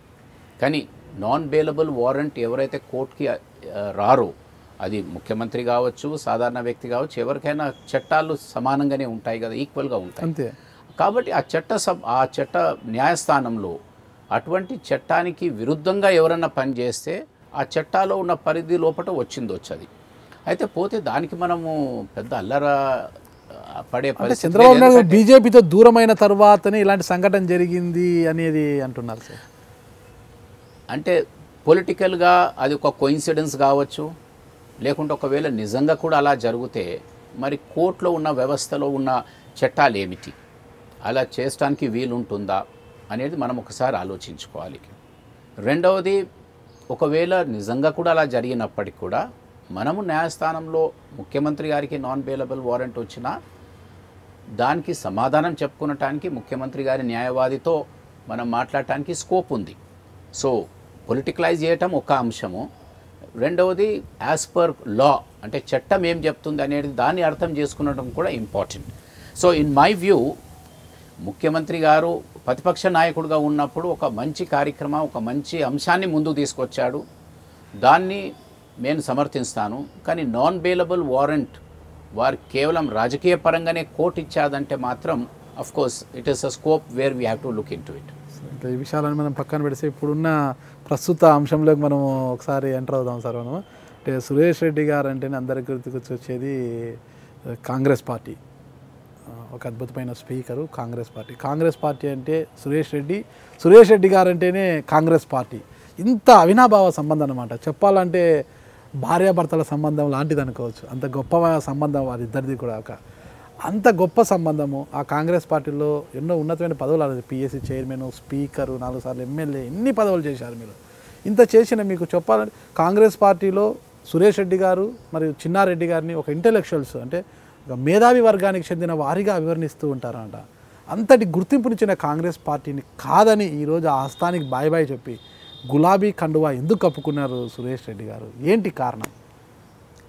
వెల్, ఇది ఒక కఠినమైన నిర్ణయం, కానీ ఆ తర్వాత నాకు ఒక విశ్వాసం పెంచే నిర్ణయంగానే నేను భావిస్తున్నాను. ఈరోజు మీరు అన్నట్టు నాకు సుమారు 23 సంవత్సరాల వయసులో కాంగ్రెస్ పార్టీలో జాయిన్ అయ్యాను. ఆ రోజు కూడా కాంగ్రెస్ పార్టీ అపోజిషన్లో ఉంది, ఆ రోజు కూడా కఠినమైన పరిస్థితుల్లో ఉంది. నా వంతు నా ప్రాంతంలో కాంగ్రెస్ పార్టీకి చేయవలసిన కృషి చేసి అంచెలంచెలుగా కాంగ్రెస్ పార్టీలో రాజకీయ పరంగా ఎదిగాను. నేను ఒక్కనే కాదు, కాంగ్రెస్ పార్టీకి సేవ స్వాతంత్ర ఉద్యమం నుంచి 3 తరాల నుంచి సేవ చేస్తూ వచ్చాను. ఈరోజు బహుశా తెలంగాణలో చాలా తక్కువ కుటుంబాలు మాలాంటివి ఉండే, ఎవరైతే కంటిన్యూస్గా 100 సంవత్సరాల పైగా నిరంతరంగా కాంగ్రెస్ పార్టీకి సేవ చేస్తూ వచ్చాం. దానికి మేము ఎంతో గర్వపడతాం. ఎందుకు వదిలాను కాంగ్రెస్ పార్టీని అనే ప్రశ్న వచ్చినప్పుడు రాష్ట్ర స్థాయిలో కొన్ని కారణాలు జరిగాయి. రాజకీయ పరంగా పార్టీ వ్యవహారాలు కానీ, రాజకీయ పరంగా ఇన్ని తరాలుగా సేవ చేసిన వ్యక్తి ఏ విధంగా వాళ్ళ కళ్ళల్లోనూ నేను కనిపిస్తున్నాను, నాకు ఇచ్చే ట్రీట్మెంట్లో కానీ, నాకు ఇచ్చే నా అభిప్రాయాలను వారు సేకరించడంలో కానీ కొన్ని నాకు చాలా బాధ కల్పించాయి. ఇది ఏదో రాత్రి తీసుకున్న నిర్ణయం కాదు. కొన్ని రోజుల నుంచి ఆలోచిస్తున్నాను. నేను కొన్ని నా ప్రపోజల్స్ ఇచ్చాను, ఈ విధంగా జిల్లాకు రాష్ట్రానికి బాగుంటుందని చెప్పాను. బట్ అక్కడ వినే పరిస్థితి లేదు. ఇంకోటి నాగరాజు గారు, రాజకీయ వాతావరణాలు దేశంలో చేంజ్ అవుతున్నాయి. దాన్ని బట్టి కాంగ్రెస్ పార్టీ కూడా చేంజ్ చేసుకునే పరిస్థితి వచ్చేది. ఇప్పుడు ప్రాంతీయ పార్టీలు చాలా ఫోకస్డ్గా వారి ప్రాంత అభివృద్ధికి ఎలా నాయకత్వం ఇవ్వాలి, ఏ కార్యక్రమం ఇవ్వాలి అని ఒకవైపు ఆలోచిస్తుంటే, మరోవైపు మనము ఇంకా సెంట్రలైజ్డ్గా నడవాలి అంటే రాష్ట్ర స్థాయిలో ఆ నాయకత్వాన్ని, లోకల్ నాయకత్వాన్ని మనం ఎవరినన్నా ఒక నాయకుడిని బలంగా ముందుకు ఉంచితే తప్ప ఇబ్బందికర పరిస్థితులు అవుతాయనేది కూడా నేను చాలా రోజుల నుంచి, కొన్ని సంవత్సరాల నుంచి ఢిల్లీలో చెప్తూ వచ్చాను. You bet on 1 horse. ఎవరన్నా ఒక మనిషిని, మీరు సమర్థుడు అనుకున్న వ్యక్తిని నమ్మించి, నమ్మకంలో తీసుకొని, విశ్వాసంలో తీసుకొని మీరు నాయకత్వం అందజేయండి. ఆ మనిషి బాగు చేస్తే ఆయనకే ఉంటుంది, చెడ్డ చేస్తే ఆయననే దాంట్లో బాధ్యుడు అవుతాడు. బట్ అలా కాకుండా మీరు ఉమ్మడిగా 50 మందిని కూర్చునబెట్టి బహునాయకత్వం అంటే ఈ రోజులలో ఇబ్బందికరంగా ఉంటుంది. ఒకటి. రెండోది, నేను పార్టీని వదలటానికి వ్యక్తిగతంగా కొన్ని అంశాలు ఉన్నాయి. Some I can say, some I cannot say. వదిలేసి వెళ్ళిపోయాను కాబట్టి వదిలిన పార్టీని విమర్శించడం కూడా న్యాయం కాదు. కరెక్ట్. సో నేను ఆలోచించేది వే ఫార్వర్డ్. సరే, నాకు 100 సంవత్సరాలు మేము చేసిన సేవలకు ఆ విధంగా నేను సేవ చేశాం, ఆ విధంగా పార్టీ గౌరవించింది, సంతోషం. But I'm looking at a way forward. Way forward ఏంటి అంటే ఇంపార్టెంట్. ఈ రోజుల్లో తెలంగాణ రాష్ట్రం ఏర్పడై 4 years అయిపోయింది, 4.5 years అయింది. ముఖ్యమంత్రి గారు కారణాలు చెప్పారు ఎందుకు మళ్ళీ ఎలక్షన్స్కి వెళ్తున్నారు 4-5 మాసాల మొదలని. ఇప్పుడు తెలంగాణ ఒక క్రాస్ రోడ్లో ఉంది. ఒకవైపు మనము అంతా కూడా ఉద్యమంలోకి వెళ్ళి బయటకు వచ్చి 3.5 సంవత్సరాలు ఈ బైఫర్కేషన్ ఇష్యూసు, రకరకాల ఇబ్బందులతో తర్వాత ఒక దిశ ముఖ్యమంత్రి గారు ఈరోజు చూపించారు. నీటిపారుదల రంగంలో కానివ్వండి, హైదరాబాద్ సిటీ డెవలప్మెంట్ విషయంలో కానీ, ఐటీ రంగం విషయంలో కానీ, ఇండస్ట్రియల్ రకరకాల పాలసీస్, మంచినీటి పథకాలు, సోషల్ సెక్యూరిటీలో కూడా అంటే రకరకాల పెన్షన్స్ కానీ, ఇటువంటి పేదవారికి హౌసింగ్ కానీ, ఇటువంటి కార్యక్రమాలు చెప్పారు. దీంట్లో చాలా మటు కార్యక్రమాలు పూర్తి అయ్యాయి, కొన్ని పూర్తి కాబోతున్నాయి. ఈ సమయంలో నా ఒపీనియన్లో ఒక బలమైన నాయకత్వంలో ముందుకెళ్తేనే ఈ తెలంగాణ సాధించుకున్న మన రాష్ట్రానికి, మన ప్రజలకు న్యాయం జరుగుతుంది అని నమ్మేవారిలో నేను కొన్ని. ఈ నాయకత్వం నాకు టీఆర్ఎస్లో కనిపించేది. కేసీఆర్ గారితో నాకు ఇప్పటి నుంచి కాదు, 1989 నుంచి వారు నన్ను సమీపం నుంచి చూస్తూ వచ్చారు. నేను వారి దగ్గర అనేక సందర్భాల్లో వారితో వారి అభిప్రాయాలు, నా అభిప్రాయాలు పంచుకునటం జరిగేది. వారు 6 సంవత్సరాల నుంచి నన్ను పిలుస్తూ వచ్చారు. మీరు రండి. నేను ఎలక్షన్ ఓడిపోయిన తర్వాత కూడా మరి వారు ఎంతో ఆప్యాయతతో పిలవటం జరిగేది. ఈ టైంలో వారు చెప్పారు, you please come with me, way forward. రాబోయే 5 సంవత్సరాలు ఒక మంచి పరిపాలన ఇవ్వాలి. మన చెరిష్డ్ గోల్స్ మనం ఏదైతే ఆశించుకుంటున్నామో అవి రియలైజ్ కావాలంటే మీలాంటి వారు కూడా నా ఎంబటి ఉండాలి అని చెప్పినప్పుడు, ఒకవైపు ఇంత స్పష్టతతో నన్ను పిలుస్తున్నారు, మరోవైపు వినేవాళ్ళే లేని పరిస్థితిలో ఉన్న సురేష్ రెడ్డికి నాకు ఒక నిర్ణయం తీసుకునే టైం వచ్చినప్పుడు ఈ కఠినమైన నిర్ణయం తీసుకున్నాను. కానీ ఎంతో విశ్వాసంతో ఈరోజు ముందుకు వెళ్తున్నాను. కాబట్టి ఐఎమ్ వెరీ కాన్ఫిడెంట్. పార్టీ పరంగా పెద్ద వ్యత్యాసాలు ఏమి ఎక్కువ లేవు. రెండు సెక్యులర్ పార్టీలు అని మీరు అంటుంటారు కదా. ఓకే, సెక్యులర్ పార్టీలని మనం భావించినా కూడా రెండింటి మధ్య వ్యత్యాసం ఎలా కుదురుతుందంటారు మీరు? అసలు రెండింటి మధ్య వ్యత్యాసాలు సమానంగా ఉన్నాయని ఎలా అంటారు? ఇప్పుడు చెప్పాను కదా, బోత్ ఆర్ సెక్యులర్ పార్టీస్ ఒకటి. రెండోది పాలసీసు, ప్రోగ్రామ్సు అన్నీ కూడా ఆల్మోస్ట్ సేమ్ ఉన్నాయి. కేసీఆర్ గారి నాయకత్వంలో ఫోకస్డ్ వేగా ఇది మన గోల్, ఇది మనం సాధించుకుందాం అని ఆ గోల్ సెట్ చేశారు, పోతున్నారు. ఇక్కడ మన గోల్ ఏమిటి అనేది ఇంకా చర్చించుకుంటూనే ఉన్నాం. కాబట్టి ఈ రోజులలో స్పీడ్ ఇస్ ద కీ. రాష్ట్రాల మధ్యన పోటీ బాగుంది. ఎవరు వేగంగా వెళ్తారో వాళ్ళే ముందుకు వెళ్తారు. మీరు కొంచెం వెనకబడతారంటే చాలా మిగిలిపోతారు ఈ రేస్లో. కాబట్టి ఇది ఒక పరిగెత్తుతున్న రేస్ గుర్రంలాగా పరిగెత్తుతున్న నాయకత్వం ఇక్కడ ఉంది. బ్లింకర్స్ ఆన్ అంటారు చూడండి, రేస్ గుర్రానికి బ్లింకర్స్ పెడతారు. కరెక్ట్. ఎందుకంటే తన గమ్యం మాత్రమే కనిపిస్తుంది, సైడ్ కనిపించదు, లెఫ్ట్ రైట్ ఏం కనిపించదు, అదే కనిపిస్తుంది. ఆ విధంగా బ్లింకర్స్ పెట్టి పరిగెత్తుతున్న ఈ రేస్ గుర్రము మరోవైపు రకరకాల అభిప్రాయాలతో కూకున్నది. కాబట్టి ఐ థాట్ నేను దీనిపైనే బెట్ చేస్తాను, ఈ గుర్రం వెంటనే ఉరుకుతాను నేను అని నిర్ణయం తీసుకున్నాను. బాగా చెప్పారు సార్. అంటే ఇప్పుడు ఒక దిశను, ఒక లక్ష్యాన్ని నెరవేర్చుకొని టీఆర్ఎస్ ముందుకు పోతుంది, ఒక దిశా నిర్దేశం లేకుండా ఇతర పార్టీలు ముందుకు పోతున్నాయని మీరు అంటారు. రైట్. అది ఎంతవరకు కరెక్ట్ అంటారు? ఎంతవరకు కరెక్ట్ అంటే, ఇప్పుడు ఫర్ ఎగ్జాంపుల్ చూడండి, నీటి పారుదల విషయానికి వచ్చినప్పుడు, వాటర్ రిసోర్సెస్కి వచ్చినప్పుడు ముఖ్యమంత్రి గారు రీఇంజనీరింగ్ దీనిపైన కొన్ని నిర్ణయాలు తీసుకున్నారు. ఆ నిర్ణయం వలన తెలంగాణ ప్రాంతానికి గోదావరి జలాలు సంపూర్ణంగా ఉపయోగించడానికి అవకాశాలు ఉన్నాయి. దానికి వేరే పార్టీలకు వేరే అభిప్రాయాలు ఉన్నాయి. కానీ వారిచ్చిన ప్రపోజల్కి, ముఖ్యమంత్రి గారి దగ్గర ఉన్న ప్రపోజల్కి definitely there is a lot of change. ముఖ్యమంత్రి గారు ప్రతి నీటి బొట్టును తెలంగాణ ప్రాంతానికి ఉపయోగించుకోవాలంటున్నారు. మన వాళ్ళు విమర్శించేది ఏంది, కొందరు మిత్రులు, మీకు కరెంట్ ఎక్కడికి వెళ్ళి వస్తుంది, బొగ్గు ఎక్కడికి వెళ్ళి వస్తుంది, వనరులు ఎక్కడికి వెళ్ళి వస్తాయి అనే ప్రశ్న వస్తున్నది. ఈ రోజులలో రాబోయే 5 సంవత్సరాలు ఇప్పుడే తెలంగాణలో పవర్ ఇబ్బంది లేకుంటుంది. రేపు మీరు పవర్ సర్ప్లస్ రాష్ట్రంగా మారబోతున్నారు. దేశం కూడా పవర్ సర్ప్లస్గా మారే అవకాశాలు ఉన్నాయని అంటున్నారు నిపుణులు. అటువంటప్పుడు ఇవి ఇష్యూ కాదు. మనకు కావాల్సింది ప్రతి పేదవాడి భూమికి నీళ్ళు అందియాలి. 10,000 రూపాయలకు నీళ్ళు అందిస్తారా, 50,000 రూపాయలకు నీళ్ళు అందిస్తారా అనే ప్రశ్న ఈరోజు ఉంది. ముఖ్యమంత్రి గారి అభిప్రాయంలో పెట్టుబడి ఎక్కువైనా ప్రతి ఒక్క చుక్క నీళ్లు పేదవాడి భూమికి అందియాలనే అభిప్రాయంలో ఉన్నారు. ఎందుకంటే డబ్బు ఎక్కువైనా ఇది మంచి పెట్టుబడి ఉంటుంది. ఈ పెట్టుబడితో పేదరికం నిర్మూలమవుతుంది, ప్రాంతానికి, దేశానికి ఫుడ్ సెక్యూరిటీ వస్తుంది అనే ఒపీనియన్లో వారు ఉన్నారు. I totally agree with that opinion. ఒకటి. రెండోది హైదరాబాద్ మీకు తెలుసు is a cash cow. Telangana రాష్ట్రం ఎలా అయిపోయిందంటే సిటీ సెంట్రిక్ రాష్ట్రం అయిపోయాది. క్యాష్ కౌ అంటే ఏంటంటే ఇక్కడ పెట్టుబడులు చాలా వచ్చే అవకాశాలు ఉన్నాయి. ఇక్కడ రాష్ట్రానికి ఆదాయం బాగా వచ్చే అవకాశాలు ఉన్నాయి. ఆదాయం మీకు బాగా రావాలంటే పరిపుష్టిగా ఉన్న గోవా అనమాట ఇది. Absolutely it is. మనం దాన్ని అంగీకరించాలి. అది ఏదో రాత్రి అయిందని అంటలేను నేను. మొదటి నుంచి కూడా అందరు కూడా కృషి చేశారు. 400 సంవత్సరాల పై చరిత్రతో హైదరాబాద్ ఇవాళ ఆ స్థానానికి వచ్చాది. దానికి స్టెబిలిటీ ఇవ్వాలి మీరు. ఆ స్టెబిలిటీ ఇవ్వాలంటే మంచి నాయకత్వం ఇస్తేనే కదా ఎవరన్నా వచ్చి ఇక్కడ పెట్టుబడి పెడతాడు. తెలంగాణ రాష్ట్రం ఏర్పడినప్పుడు అందరికి అనుమానాలు వచ్చాయి. రాష్ట్రం ఏర్పడిపోయేది, తెలంగాణలో టీఆర్ఎస్ వాళ్ళు వచ్చారు, అసలు మమ్మల్ని ఉంచుతారా ఇక్కడ ఉంచారా అనే ప్రశ్నలు వచ్చాయి ఆ రోజు.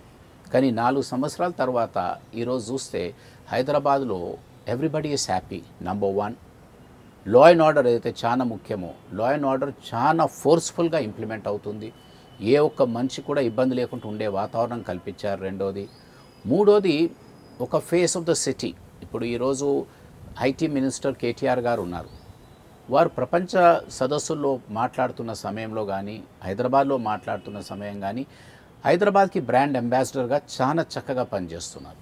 సో డెఫినెట్లీ ఇవన్నీ ఫ్యాక్టర్స్తోనే అట్రాక్ట్ అవుతున్నారు. ఈరోజు one of the best liveable cities Hyderabad అని గత 3-4 సంవత్సరాలకి వెళ్ళి కంటిన్యూస్గా అవార్డు వస్తున్నదంటే ప్రతి ఇయర్ పెరుగుతూ పోతుంది హైదరాబాద్, కానీ తగ్గటం లేదనేది స్పష్టత వచ్చాది. కాబట్టి ఒకవైపున సిటీలో ఈ వాతావరణం ఉంది, రూరల్ ఏరియాస్లో ఉంది. పేదవారి విషయం చాలా ఇంపార్టెంట్.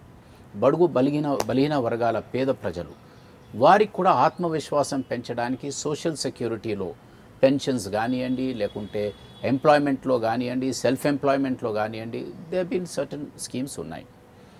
100% అంత బాగుంది, ఇంకా చేసేది ఏం లేదని నేను అనటం లేదు. ఇంకా చాలా చేసేది ఉంది, స్కోప్ ఫర్ ఇంప్రూవ్మెంట్ ఉంది.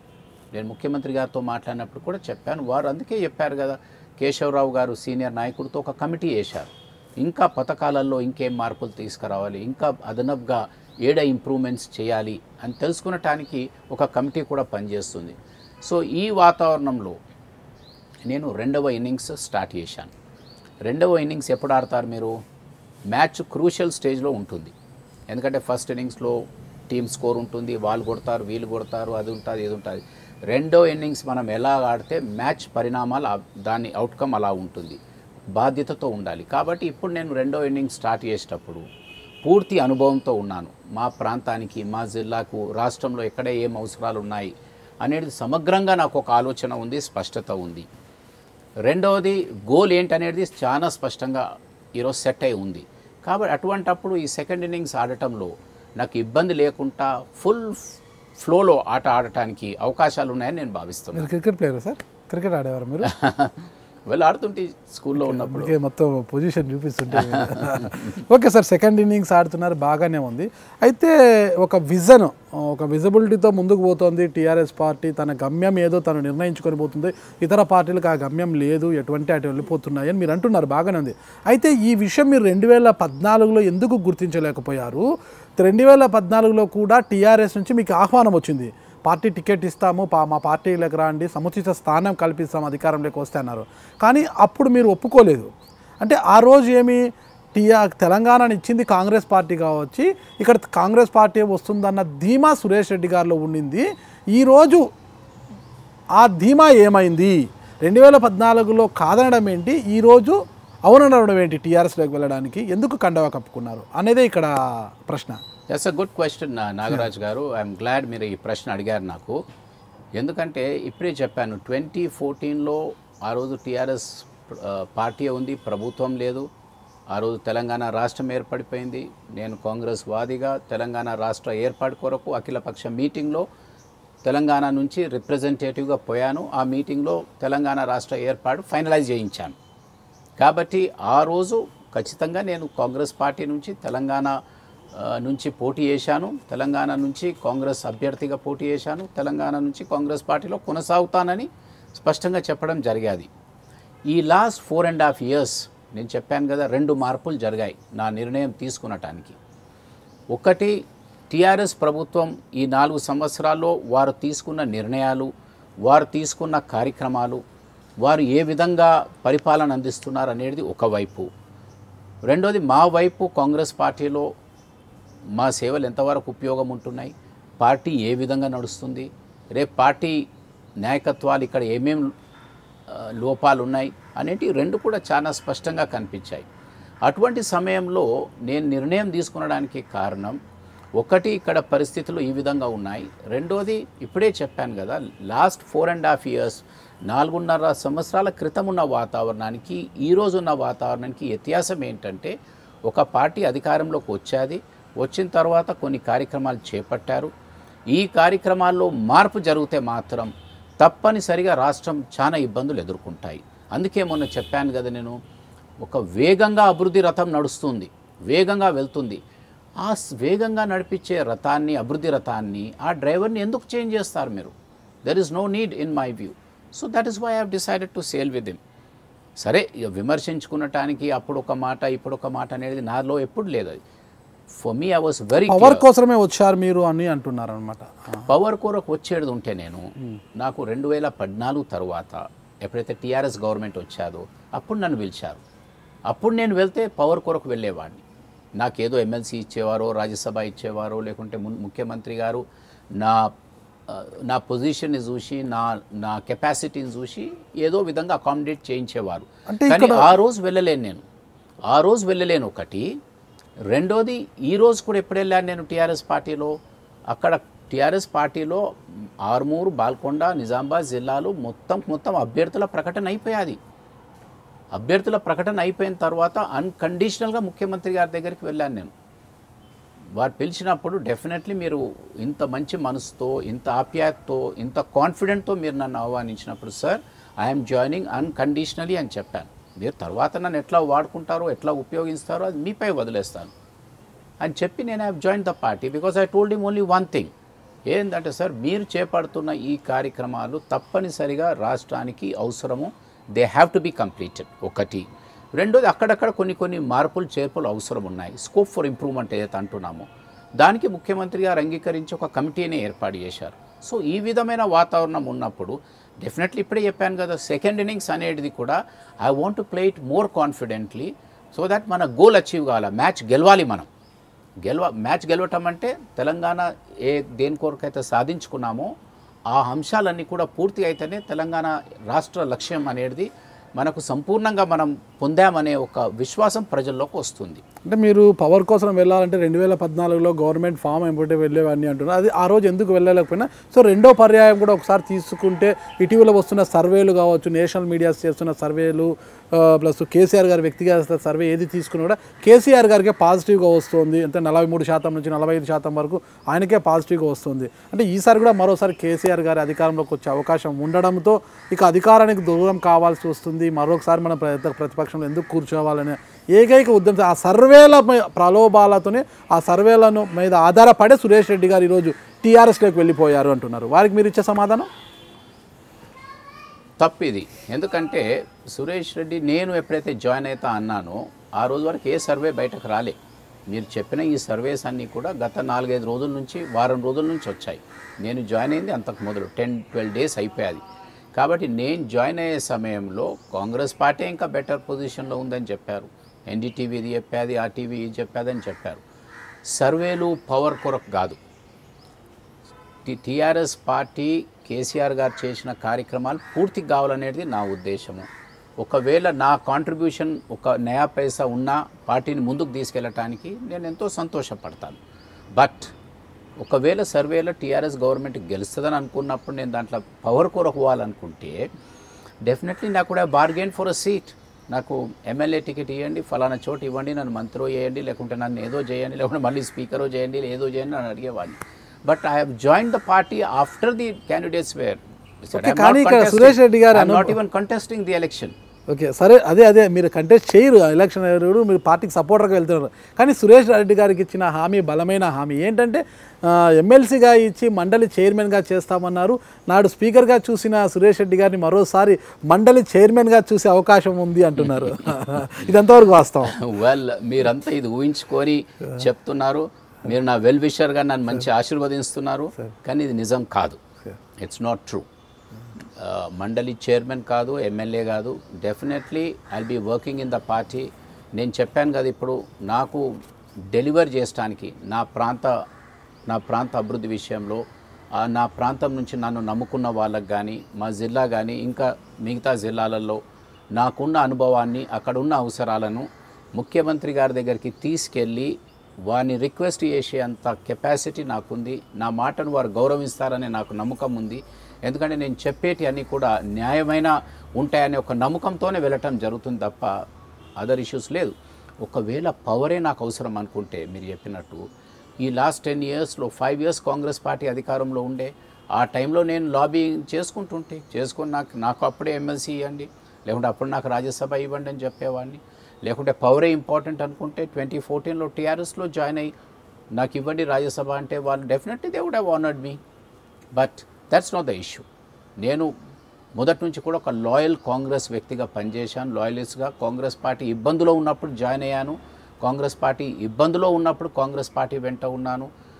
శాసనసభ స్పీకర్గా కూడా అది ఏదో పెద్ద చెరిస్ట్ పోస్ట్ అని అంటారు కానీ అనేక ఇబ్బందులే ఎదుర్కొని నడిపించాను సభను. కానీ ఎప్పుడు కూడా ఈ పవర్ ఎంజాయ్ చేసిన వ్యక్తుల్లో నేను కాదు. ఎప్పుడు కూడా నాకు ఇబ్బందులే అలవాటు పడిపోయాను. కాబట్టి అది that's not an issue. The question here is మనము ఒక రీజనబుల్ ఏజ్కి వచ్చిన తర్వాత మన ప్రాంత ప్రజలకు న్యాయం చేయడానికి 2-4 పెద్ద కార్యక్రమాలు అందియాలనే ఉద్దేశంతోనే ఈరోజు టీఆర్ఎస్ పార్టీ నాయకత్వం పిలిచాదు కాబట్టి వెళ్ళటం జరిగింది. గాంధీ కుటుంబంతో చాలా సఖ్యతగా ఉన్న సురేష్ రెడ్డి గారు ఒక విషయం చెప్పండి సూటిగా. ఇక మీరు కాంగ్రెస్ పార్టీతో ఎంతో అవినాభావ సంబంధంతో ఎన్నో పదవులు అలంకరించి అక్కడి నుంచి ఇక్కడికి, ఇంకా కాంగ్రెస్ పార్టీకి భవిష్యత్తు లేదు, ఇంకా అది ఆ పార్టీ ఈ తెలంగాణలో ఎదిగే ప్రసక్తి లేదు అన్న ఆలోచనతోనే టీఆర్ఎస్లోకి వెళ్ళారా? కాంగ్రెస్ పార్టీకి భవిష్యత్తు లేదనే దాన్ని నేను నమ్మను. ఎందుకంటే Congress is a grand old party అంటారు. సరే, ఒక 10 సంవత్సరాలు అధికారంలో ఉండొచ్చు, ఉండకపోవచ్చు. అది కాంగ్రెస్ పార్టీ మొదటి నుంచి 60 సంవత్సరాలు 70 సంవత్సరాల నుంచి చూస్తున్నాం ఈ జాతీయ పార్టీని. 5 సంవత్సరాలు బీజేపీ ఉండొచ్చు, 5 సంవత్సరాలు కాంగ్రెస్ ఉంటాయి, ఇది ఉంటుంది. But as a political party they will continue to stay. నాకు దాంట్లో ఏం ఇది లేదు. అండ్ ప్రజాస్వామ్యాన్ని బలంగా నమ్మేవాడిని నేను కాబట్టి టీఆర్ఎస్ పార్టీకి ఒక బలమైన అపోజిషన్ ఉండాలని కూడా నేను కోరుకునే వ్యక్తిని. ముఖ్యమంత్రి గారికి కూడా ఆలోచన అదే ఉంటుంది. సో ఆ పరిస్థితి ఏం కాదు. నేను చెప్పేది మళ్ళీ రెపిటేషన్ అవుతుంది కాబట్టి చెప్పడం లేదు, కానీ చెప్పే మాట చాలా క్లియర్గా సూటిగా చెప్పాను. రాష్ట్ర స్థాయిలో ఆడ కొన్ని ఇబ్బందులు వచ్చాయి. అక్కడ ఇబ్బందులో ఉన్న సమయంలో ఇక్కడికి వెళ్ళి నాకు ఇన్విటేషన్ వచ్చేది, నన్ను విశ్వాసంలో తీసుకున్నారు. 6 సంవత్సరాల నుంచి ఏదో ఇవాళ ఎలక్షన్ అంతా చెప్పారు, బాగానే ఉంది, కరెక్ట్గా ఉంది. అయితే ఆ సమస్యలన్నీ ఉన్నప్పుడు ఇటీవల రాహుల్ గాంధీ గారు ఇక్కడ పర్యటనకు వచ్చారు. ఆయన దృష్టికి ఎందుకు తీసుకుపోలేదు? మీరు నేరుగా గాంధీ కుటుంబంతో, సోనియా గాంధీతో గారు కావచ్చు, ఉమెన్ చాందీతో కావచ్చు, రాహుల్ గాంధీ గారితో కావచ్చు, దిగ్విజయ్, మళ్ళీ ఎవరితోనైనా కూడా మీరు నేరుగా కలిసేంత మీకు అంత రిలేషన్ వాళ్ళతో, కానీ ఎందుకు వాళ్ళ దృష్టికి తీసుకుపోలేదు? మళ్ళీ ఢిల్లీలో ఉన్న మా అధిష్టానంకి కానీ, మా అధినాయకులకు కానీ, అక్కడ ఉన్న సీనియర్ నాయకులకు కానీ డెఫినెట్లీ నాకు కనెక్షన్స్ ఉన్నాయి. వారితో కలిసాము, చెప్పాము, రిపీటెడ్లీ చెప్పుకుంటూ వచ్చాం. ఫండమెంటల్గా నేను ఇప్పుడే చెప్పాను కదా, నేను చెప్పింది నన్ను ఏదో చేయండి, మిమ్మల్ని ఏదో చేయండి అని చెప్పడం కాదు. వారికి ఎవరి ఇష్టం ఉన్నా you have to develop regional leaderships అని చెప్పాం. అది లేకుంటే కుదరదు ఈ వాతావరణంలో అని చెప్పాం. కాబట్టి అక్కడ కొన్ని, ఎందుకంటే పెద్ద రాజకీయ పార్టీ కాంగ్రెస్ అంటే సముద్రం, మాలాంటి వారు కోట్లాది మంది ఉంటారు ఆడ. అది మరి ఎంతవరకు మన సజెషన్స్ని వాళ్ళు పరిజ్ఞంలో తీసుకుంటారనేది అది వారి అభిప్రాయంకే ఉంటుంది. సార్, సురేష్ రెడ్డి గారు ఈరోజు కాంగ్రెస్ పార్టీ వీడడానికి ఎన్ని కారణాలు చెప్పినా ఒక విజన్ ఉన్న పార్టీ టీఆర్ఎస్, అందుకే అడిగి వెళ్ళాము అని చెబుతున్నప్పటికీ కూడా గట్టిగా మరొక విషయం కూడా గట్టిగా వినిపిస్తుంది. నిజామాబాద్ అంటే అక్కడున్న కాంగ్రెస్ పార్టీ ఒక కుటుంబము, ఆ కుటుంబంలో గతం నుంచి సౌతిపోరు ఉండేది. అంటే ఆ సవితిపోరు ఎవరు? కేఆర్కే సురేష్ రెడ్డి గారు, డి శ్రీనివాస్ గారి మధ్యలో ఒక వార్ జరుగుతుండేది ఇంటర్నల్గా. ముందు నుంచి కూడా 2 వర్గాలు వైరు వర్గాలుగా, అంటే 2 వర్గాలు వేరువేరుగా ఉంటాయి. ప్రస్తుతం టీఆర్ఎస్లో కొనసాగుతున్న డిఎస్ గారు తిరిగి కాంగ్రెస్ పార్టీలోకి వస్తున్నారు, మళ్ళీ ఒకసారి హస్తంతో చేయగలబోతున్నారని తెలియడంతోనే ఇక మళ్ళీ సౌత్ పోర్కి సిద్ధంగా అని కేఆర్కే సురేష్ రెడ్డి గారు, డిఎస్ గారు వస్తున్న నెపంతో టీఆర్ఎస్లోకి వెళ్ళారు. దానికి మీ సమాధానం? మీరు బాగా రీసెర్చ్ చేశారు సార్. కాంగ్రెస్ పార్టీలో కానీ ఇంకా ఏ పార్టీలో అనే కానీ కొన్ని భేదాభిప్రాయాలు ఉంటాయి. ఎందుకంటే ప్రజాస్వామ్య పార్టీలలో డెఫినెట్లీ డిఫరెన్సెస్ ఉంటాయి. ఆ డిఫరెన్సెస్ ఆయన ఉంటే నేను ఉండొద్దు, నేనుంటే ఆయన ఉండొద్దు అనే అంతవరకు ఎక్కడ ఉండవు డిఫరెన్సెస్. సరే, డిఎస్ గారు వారు ఏ కారణాలతో వెళ్ళిపోయారు, మళ్ళీ ఏ కారణాలతో నెట్టిపోతున్నారు, అది వారి ఇష్టము. నాకు వారికి రాజకీయ పరంగా వారు వేరే పార్టీలో ఉండి నేను ఇప్పుడు నేను టీఆర్ఎస్ పార్టీలోకి వచ్చాను, మరి వారేమో ఇంకా టీఆర్ఎస్ పార్టీలోనే ఉన్నారు నాకు తెలిసినంత వరకు. సో ఇప్పుడు మేము ఒకే పార్టీలో ఉన్న వాళ్ళం కాబట్టి మమ్మల్ని వేరెందుకు చేస్తున్నారు మీరు? డిఎస్ గారు టీఆర్ఎస్ పార్టీలో కొనసాగుతారన్న విశ్వాసం మీకుందా? అఫ్కోర్స్ ఉంటాడు, ఎట్టిపోతాడు ఉండకుంటే. సురేష్ రెడ్డి గారు అంటే ఇక్కడ సామాజిక వర్గాలను వేరు చేస్తున్నాము, ఇక్కడ సామాజిక పరమైన అంశాలు మాట్లాడుతున్నాము అనుకోకదండి, ఇది అందరికీ కూడా చెప్తున్నాను. అంటే టీఆర్ఎస్ అంటేనే ఇది ఒక వెలమల పార్టీ, దొరల పార్టీ అంటుంటారు అనమాట. ఇక్కడ అంతా కూడా అధికారము వెలగబెట్టేదంతా కూడా వెలమ దొరలేదు వెలగబెడుతున్నారు. అంటే రెడ్డి సామాజిక వర్గానికి తీసుకుంటే కాంగ్రెస్ పార్టీలోనే ఆ సామాజిక వర్గానికి ఎక్కువ పెద్దపీట ఉంది. ఈరోజు ఉన్న అధ్యక్షుడు కావచ్చు, ఇతర నాయకులంతా కూడా ఆ సామాజిక వర్గం వాళ్ళు ఎక్కువ ఉన్నారు అంటున్నారు. అలాంటి రెడ్డి సామాజిక వర్గానికి చెందిన సురేష్ రెడ్డి గారు వెలమల పార్టీగా పేరు వచ్చిన టీఆర్ఎస్లోకి వెళ్ళి ఏం సాధించాలనుకుంటారు? ఆయన మాట చెల్లుతుందంటారా అక్కడ అనేది చాలామందిలో ఉన్న డౌట్. ఇది మీరు క్లియర్ చేయగలరా? అఫ్కోర్స్ ఒకవేళ మీరు సామాజిక పరంగా అంత స్పష్టంగా అంటున్నారు, నేను సామాజిక పరంగా ఎప్పుడు కూడా రాజకీయాలు చేయలేను. కానీ మీరు వేసిన ప్రశ్నకు నా సమాధానం డెఫినెట్లీ నేను అందిస్తున్న సేవలో అనేక మందికి సేవ చేస్తూ ఉంటాను. దాంట్లో నా సామాజిక వర్గానికి చెందిన వారు పేదవాళ్ళు కావచ్చు, ఏదైనా ఇబ్బందిలో ఉన్న వాళ్ళు ఉండొచ్చు, అటువంటి వారికి కూడా సురేష్ రెడ్డి టీఆర్ఎస్ నాయకత్వం ద్వారా సేవ అందిస్తాడు, మనోడు దాంట్లో ఉన్నాడు బలమైనోడు అనే విశ్వాసం కూడా కలుగుతుంది. ఒకటి. రెండవది, నేను మొదటి నుంచి కూడా రాజకీయాల్లో ఎప్పుడు కూడా ఈ కుల మత రాజకీయాలు నా జీవితంలో ఎప్పుడు ఇటువంటి ప్రోత్సహించలే, అడగలే. ఎందుకంటే నా సామాజిక వర్గంలో కూడా ఎవరైనా పేదవాడు ఉండే ఇబ్బందిలో ఉంటే నేను సేవ చేస్తాను. కానీ ప్రథమంగా ఒక రాజకీయ నాయకుడు చేయవలసిన పని ఆయన ప్రాంతానికి లేకుంటే పేదవారిని ఆదుకునటానికి వారికి విశ్వాసం పెంచే చర్యల్లో నేను ఉంటాను. ఒకటి. రెండవది, టీఆర్ఎస్ పార్టీలో మీరు ఒక సామాజిక వర్గం అనే మాట చెప్పారు. అలా కుదరదు. అక్కడ ఏ రాజకీయ పార్టీలో కూడా స్వతంత్ర భారతదేశంలో అది కుదరదు. ఉంటుంది నిజమే, ఒక సామాజిక వర్గానికి చెందిన నాయకత్వం ఉంటే ఆ సామాజిక వర్గానికి ఒక విశ్వాసం వస్తుంది, నమ్మకం వస్తుంది, అరే మావాడు అక్కడ ఉన్నాడని. కానీ మావాడు ఉన్నాడని ఇక్కడ ఉన్నవాడు ఇష్టం ఉన్నట్టు జరుపుతా అంటే కుదరదు అది. ఒకటి. రెండోది, టీఆర్ఎస్ పార్టీలో మీరు ఈ విధంగా అంటున్నారు, కానీ ఇప్పుడు ఆడ నాయకత్వం చూడండి, మీరు క్యాబినెట్లో చూడండి, లేకుంటే ఎమ్మెల్యేస్లో చూడండి, ప్రతి ఒక్క సామాజిక వర్గానికి చెందిన వారికి స్థానం ఉంది. నేను ఇప్పుడే చెప్పాను కదా, అది సెక్యులర్ పార్టీ. ఈరోజు మైనారిటీస్లో కానీ, ఎస్సీస్లో కానీ, ఎస్టీస్లో కానీ, వెనుకబడిన తరగతిలో వారు కానీ, లేకుంటే రెడ్డీస్ కానీ, వెల్మాస్ కానీ, బ్రాహ్మిన్స్ కానీ, డెఫినెట్లీ సొసైటీ అన్నప్పుడు వీళ్ళందరితో ఉంటుంది. వీరందరికీ న్యాయం జరిగే విధంగా ముఖ్యమంత్రి గారు చేస్తారనే ఒక విశ్వాసం ఉంది. లేకుంటే తెలంగాణ ఉద్యమ సమయంలో వారికి నాయకత్వం ఎందుకు అప్పచెప్తారు? తెలంగాణ ఉద్యమ సమయంలో ఈ ప్రశ్నలు ఎందుకు రాలేవు? తెలంగాణ ఉద్యమ సమయంలో ఇటువంటి అనుమానాలు ఎందుకు రాలేవు? సాధారణంగా ఒక అధికారంలో ఉన్న పెద్ద మనిషికి ఇటువంటి కోణాల నుంచి విమర్శలు జరగటం సాధారణమే. ఇప్పుడు కాంగ్రెస్లో ఉంటే ఫలానా సామాజిక వర్గం, ఇంకో పార్టీలో ఉంటే ఆ సామాజిక వర్గం అనేది ఉంటుంది. కానీ బై అండ్ లార్జ్ ఇవన్నీ కూడా నేను I don't agree with this. ఉంటుందచ్చు, చెప్పుకునటానికి ఒక సామాజిక వర్గం మంచి ముఖ్యమంత్రి అయింది అనే మాట ఉంటుంది, దాన్ని ఎవరు మార్చలేరు. ఇప్పుడు నేను రెడ్డి అయితే ఈ రెడ్డిగా ఇది ఏదో పొజిషన్లో ఉన్నాడని చెప్పొచ్చు, లేకుంటే ఇంకొక ఆయన ఫలానా సంఘానికి సంబంధం ఉన్న వాళ్ళు ఉండొచ్చు. ఆ సామాజిక వర్గం కొంచెం గర్వపడవచ్చు మా వాడు ఉన్నాడని. అంతేగాని రాజ్యాంగ బాధ్యతలతో నడిచే కార్యక్రమాలు ఇవి. పొలిటికల్ ఫిలాసఫీ ఉంటుంది, మీ మేనిఫెస్టో ఉంటుంది, ఇవన్నీ కూడా they will come in to play. KTR గారు మీ ఇంటికి అనుకోకుండా వచ్చారా, అంటే కాకతాళీయంగా, అంటే అనుకోకుండా అన్ఎక్స్పెక్టెడ్గా వచ్చారా, లేదా ముందస్తు సమాచారంతోనే వచ్చారా కేటీఆర్ గారు మీ ఇంటికి? లేదు, డెఫినెట్లీ నాకు ముఖ్యమంత్రి గారితో మాట్లాడిన తర్వాత నేను ఆలోచించే సమయంలో మళ్ళీ వారు వచ్చారు నా దగ్గర. కేటీఆర్ గారు వచ్చారు. కేటీఆర్ గారు వచ్చి మళ్ళీ నాకు కాన్ఫిడెన్స్ క్రియేట్ చేశారు. ఇట్లా ముఖ్యమంత్రి గారు ఇస్ వెరీ క్లియర్, మీకు మీ లీడర్షిప్ మాకు కావాలి. ఆపరేషన్ ఆకర్ష్లో భాగంగా వచ్చారా? అది ఆకర్షణ కాదు, సురేష్ కొరకు వచ్చారు అంతే. సురేష్ గారు కూడా కేసీఆర్ గారు ఆపరేషన్ ఆకర్షలో భాగంగానే అటు ఆకర్షించబడ్డారు వాళ్ళు అంటుంటారు. వెల్, డెఫినెట్లీ దానికి నా సమాధానం ఎస్. ముఖ్యమంత్రి గారిపై తప్పనిసరిగా నేను ఆకర్షికులు అయ్యాను. అవడానికి కారణాలు ఇంతసేపు చెప్పుకుంటూనే వచ్చాను. సో డెఫినెట్లీ కేటీఆర్ గారు నా ఇంటికి వచ్చినప్పుడు చాలా స్పష్టంగా గౌరవ ముఖ్యమంత్రి గారు మీతో మాట్లాడారు. గౌరవ ముఖ్యమంత్రి గారు మళ్ళీ నన్ను పంపారు, we're extending an invitation, please join the TRS party అని. అంత గౌరవం ఇచ్చి, నాపై నమ్మకం చూపించి, విశ్వాసం చూపించి, ఒక పెద్ద నాయకుడు ఒక మంత్రి గారిని నా ఇంటికి ఒక గౌరవ శాసనసభ్యులతో సీనియర్ నాయకులతో ఇంటికి వచ్చినప్పుడు దట్ ఇట్ సెల్ఫ్ రిఫ్లెక్ట్స్ వారికి నాపై ఎటువంటి అభిప్రాయం ఉందనేది. So definitely I want to work with him and do my duty. Suresh Reddy గారు రానున్న ఎన్నికల్లో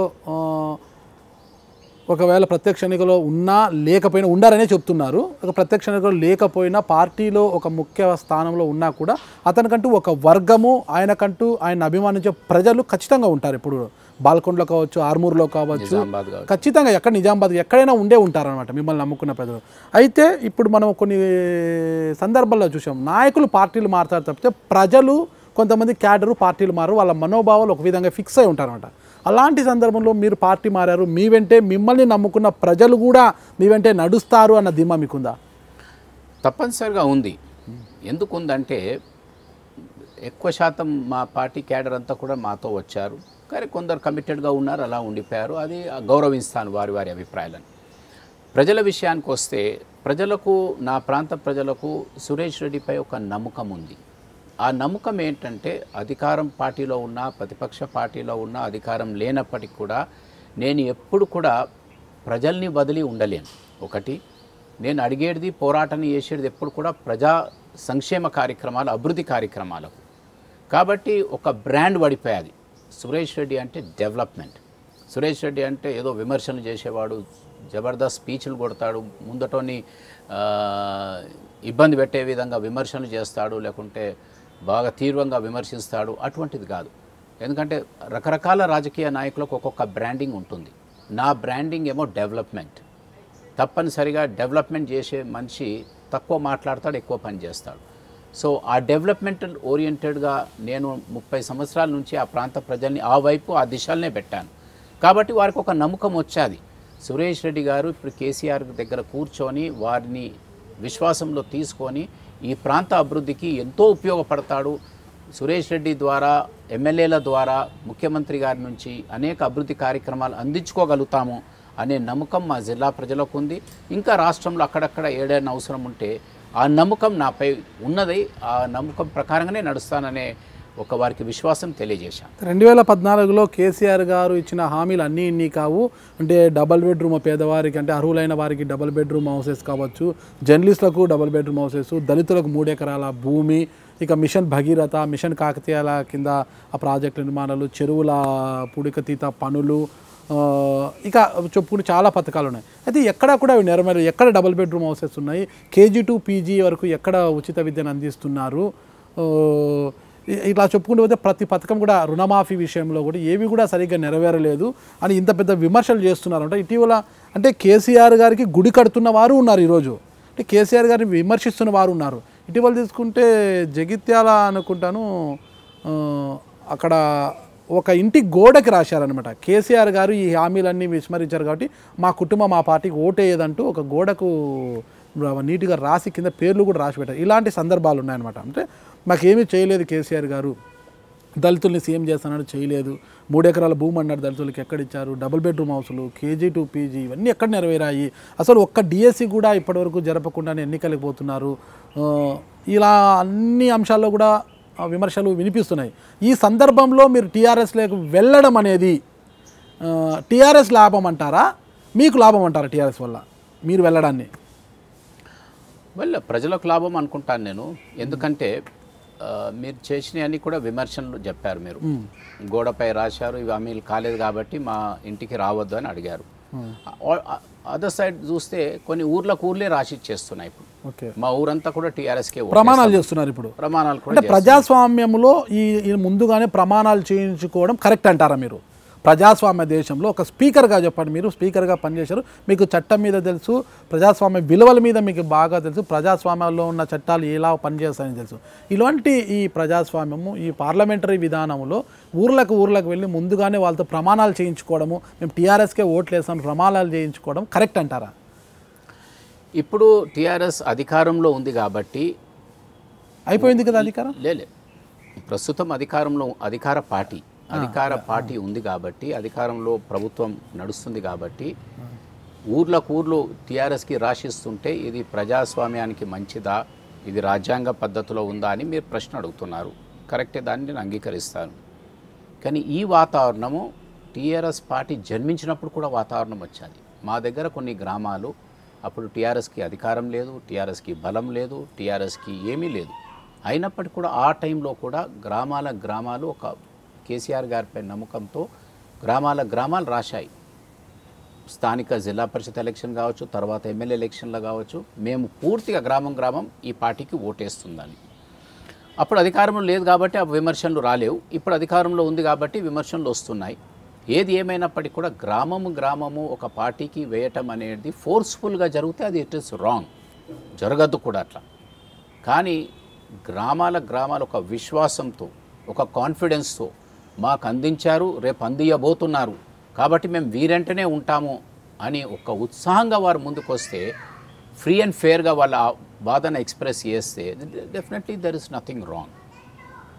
ఇప్పుడు మీరు అన్నారు ఒక మంచి గోడపై రాశాడు, మా ఇంటికి రావద్దు, మీరు ఓటు అడగద్దు, 1 2 3 మీరు అమలు చేయలేదని.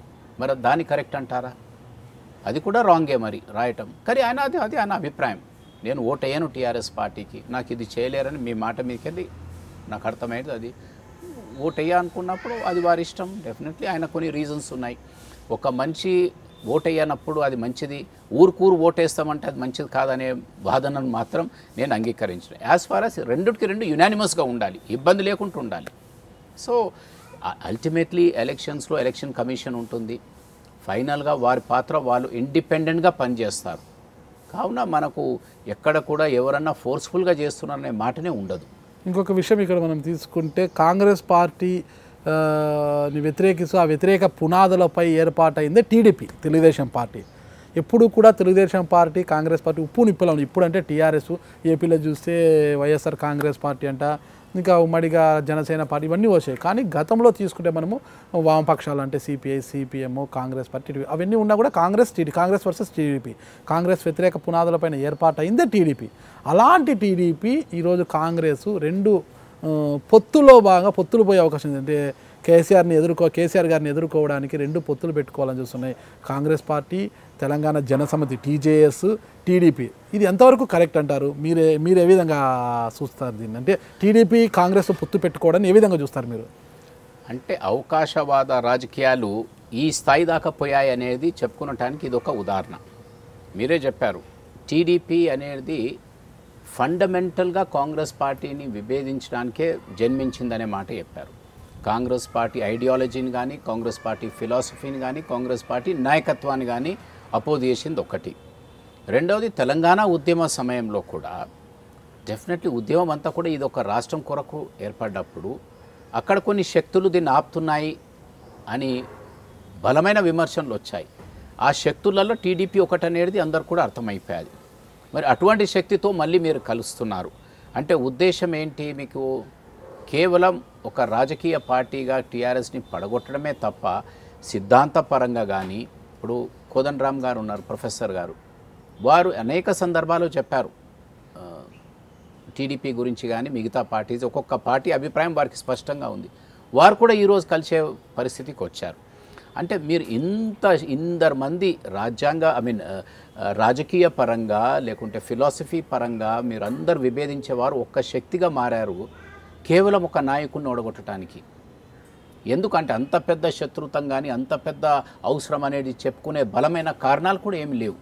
కేవలం మీకు అధికారం రావాలి, మళ్ళీ పక్క వాళ్ళని తీసుకొచ్చి ఇక్కడ పెత్తనం నడిపించాలనేదే ఉద్దేశం ఉంది తప్ప ఇంకా ఏం లేదనేది నా అభిప్రాయం.